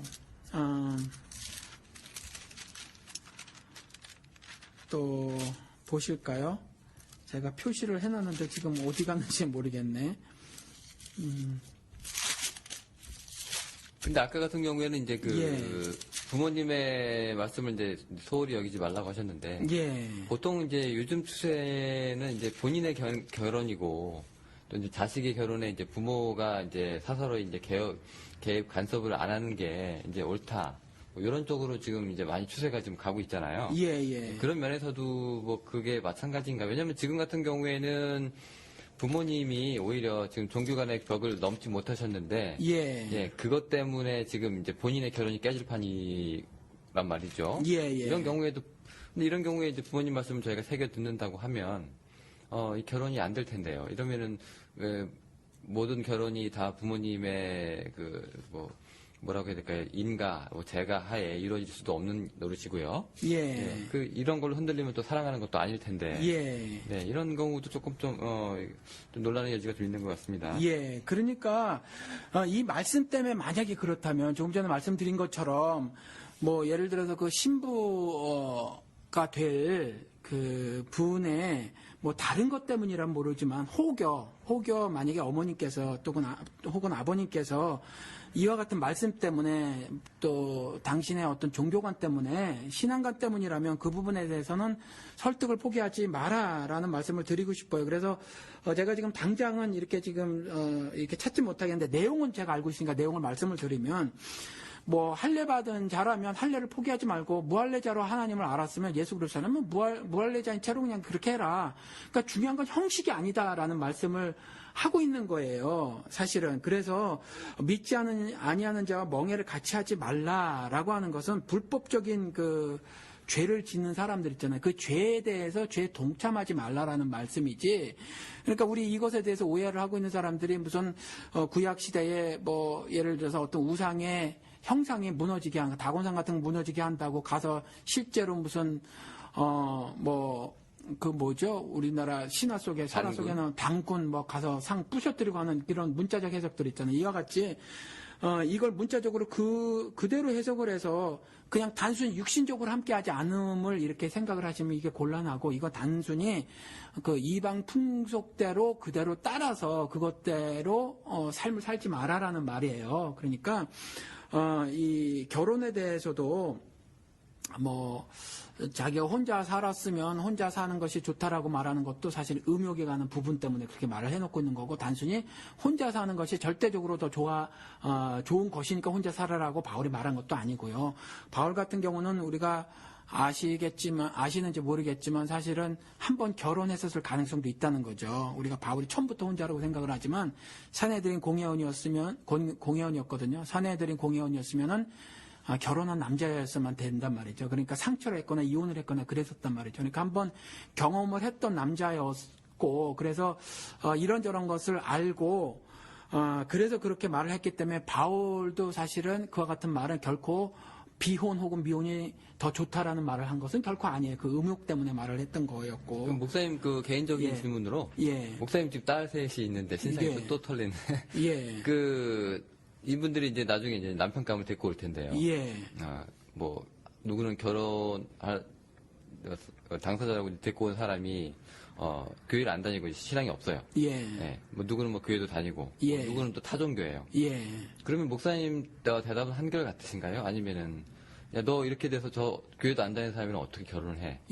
하지 마. 이렇게 되시는 거예요? 목사님 어떻게 되시는 거예요? 그런 대화를 아이들이 컸으니까 이제 슬슬 하는데. 벌써부터. 그러면 또 미국에 살고 있으니까 뭐 미국인도 돼요, 뭐 이런 거 얘기를 하는데. 아이들 셋 다 뭐 일단 한국인이랑 결혼하고 싶어 해요. 아니면 이제 아시안하고서 결혼하고 싶어 하고 그러는데. 그런 목사 딸이니까 그런 질문을 해요. 아빠 이런 경우는 어쩌고 저쩌고 하면서 아빠는 어떻게 할 거야? 라는 질문을 해요. 그러면 저는 당연히 네가 사랑하면 결혼을 해라라는 거죠. 먼저 중요한 건 신앙하고 뭐 이런 거는 나중에 문제고. 그건 두 번째, 세 번째, 네 번째 문제고, 첫 번째는 네가 그 남자를 사랑하느냐가 먼저라는 거죠. 그렇게 얘기를 해주고 있어요. 이런 혹시 그 염려는 안 드세요? 만약에 이제 믿지 않는 사람이랑 결혼하면 내 딸이 분명히 저 사람이 이제 교회 가는 문제 때문에 이제 부부싸움도 일요일마다 할 거고, 또 그 외에 또 헌금 내는 문제가 또 있을 수도 있고, 또 여러 가지 적다한 일들로 마찰을 많이 이제 빚을 텐데, 내 딸이 지금 이거 한 번만 참으면 다른 사람이랑 결혼하면 평생 그냥 하호하고 이제 행복하게 살 수 있을 텐데, 이런 거는 염려 안 드세요? 그래서 결혼하기 전에 그런 부분에 있어서 충분한 대화를 나누라고 해요. 그런 신앙에 관한 부분뿐만이 아니라 사실은 실질적으로 남자와 여자가 연애했을 땐 서로 죽고 못 살지만 실제로 이제 어떤 한 일 가지고 두 가지 다른 생각이 있어서 다툼을 벌이기 시작한단 말이에요. 생각이 달라서 한 일에 대해서. 그러니까 그런 부분들에 있어서 적당히 미리 사전에 의견들을 좀 나눠봐서 세상관, 인생관, 역사관, 가치관 이런 것들의 다름을 서로 이제 발견하고 나누고 또 그런 것들에 대한 양발점들에 대해서 미리미리 연애하는 기간에 좀 그런 이야기들을 좀 해라라고 얘기를 하고 있어요. 단순히 신앙 부분만이 아니라 사실은 둘 다 교회를 안 나가는 사람들의 이혼율도 굉장하잖아요. 그리고 둘 다 교회를 나가는 사람들의 이혼율도 거의 동일하거든요. 제가 한번 조사를 해본 적이 있어요. 그런데 거의 차이가 없거든요. 그러니까 같은 신앙을 가지고 같은 기독교인이라고 하더라도 이혼을 하더라. 사실 그 바이블 벨트라고 하는 이 지역이요. 보수적인 여기에 가장 이혼율이 높다고 지금 통계적으로 나오거든요. 똑같은 이제 신앙을 갖고 있는 사람들이 철저하게 보수적인 신앙 가진 사람들끼리 결혼을 한 이 바이블 벨트에서 이혼율이 가장 높다. 이거 조금 그러니까요. 그리고 한국도 마찬가지고 제가 한국 조사를 한 거였거든요. 통계청인가 어딘가 거기에 들어가 가지고 한번 본 거예요. 그런데 비기독교인 이혼율과 기독교인 이혼율, 그 다음에 비기독교인 낙태율과 기독교인 낙태율이 거의 비슷해요. 비슷해서 사실은 아드님이 기독교인 신부를 아내로 만든다고 해도 어차피 다른 사고, 다른 삶의 방식, 다른 철학 같은 것들이 있어서 그 조율하는 것이 굉장히 중요하거든요. 그러니까 그런 부분에 대해서 부모님하고 충분한 대화를 사실 좀 더 나누기를 저는 바라는 거죠. 네, 알겠습니다. 그러면 이제 결혼 문제도 이제 거의 다 이제 대답이 되고 일단락이 된 건가요? 지금 지금 뭐 결혼에 대한 성서적 가르침 목사님께서 지금 말씀을 다 해주셨는데, 그죠? 예. 네, 뭐 지금 어느 정도 이렇게 대화가 다 된 것 같고, 제가 목사님 따님 얘기까지 들으면서 목사님도 개인적으로 예. 어떻게 결혼 문제 생각하시는지. 그 말씀을 좀 전해드리고 싶어요. 결혼은 방송에서 한번 말씀을 드렸는데 쉽게 넘어갈 수 있으니까 다시 한번 강조를 해서 말씀을 드릴게요. 그 남자가 부모를 떠나서 아내와 연합하는 부분이 에베소서에서는 분명히 그리스도와 교회에 관한 비밀의 말씀이라고 해놓고 있거든요. 그러니까 그 말씀은 뭐냐 하면 그리스도와 교회 즉 신부의 관계의 실체적 모습이 결혼이에요. 그러니까 어떻게 해야 하냐면 아내가 신자든지 불신자든지 죽음으로 남편은 아내를 사랑해야 합니다. 그리고 아내는 힘과 뜻과 정성과 목숨까지라도 다해서 남편을 섬겨야 해요. 섬기는 것이 굴종을 얘기하는 것이 결코 아니죠. 무슨 교회가 그리스도께 굴종하는 것이 아니니까 그렇죠. 선한 자유의지로 최선을 다해서 그분을 사랑하는 게 섬기는 거니까 그렇죠.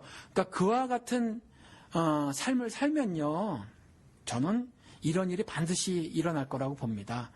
아드님을 통해서 며느리가 반드시 예수를 따르는 사람으로 변할 거라는 거죠. 차라리 부모님 같으면 그걸 아들에게 가르쳐 주셨으면 참 그것이 좋겠다라는 생각이 들어요. 그래서 이 질문을 해오신 그 아드님께서는 그 말씀을 명심하고 내가 지금 아직 결혼에 이르지는 않았지만 내가 그 여자친구를 반드시 그 결혼 상대자로 삼으면 나는 내가 죽음으로 그녀를 사랑하겠다. 그 마음으로 예수 그리스도가 그리하셨던 것처럼 그러한 마음으로 사랑하셔라. 그런 말씀을 드리고 싶네요. 네, 좋은 말씀 감사드립니다. 오늘은요, 원래는 이제 다른, 우리 지난번에 녹음했던 그 2탄, 하나님은 잔인하신가 부분이 나가야 됐었지만, 여러분들 댓글들을 먼저 정리를 하고 이제 넘어가야 된다는 취지에서, 예. 오늘은 이제 댓글 특집으로 이제 다뤄봤습니다. 우리 선교 활동 얘기 있었고요. 예. 3포, 4포 세대에 대한 하나님의 메시지랑 이제 예. 결혼 문제. 예. 세 가지 다뤘고, 그 다루기 전에, 예. 간략하게 짧게 여러분들도 여기 리플들 달아주신 거 피드백 저희가 남겨드렸고요. 예. 네.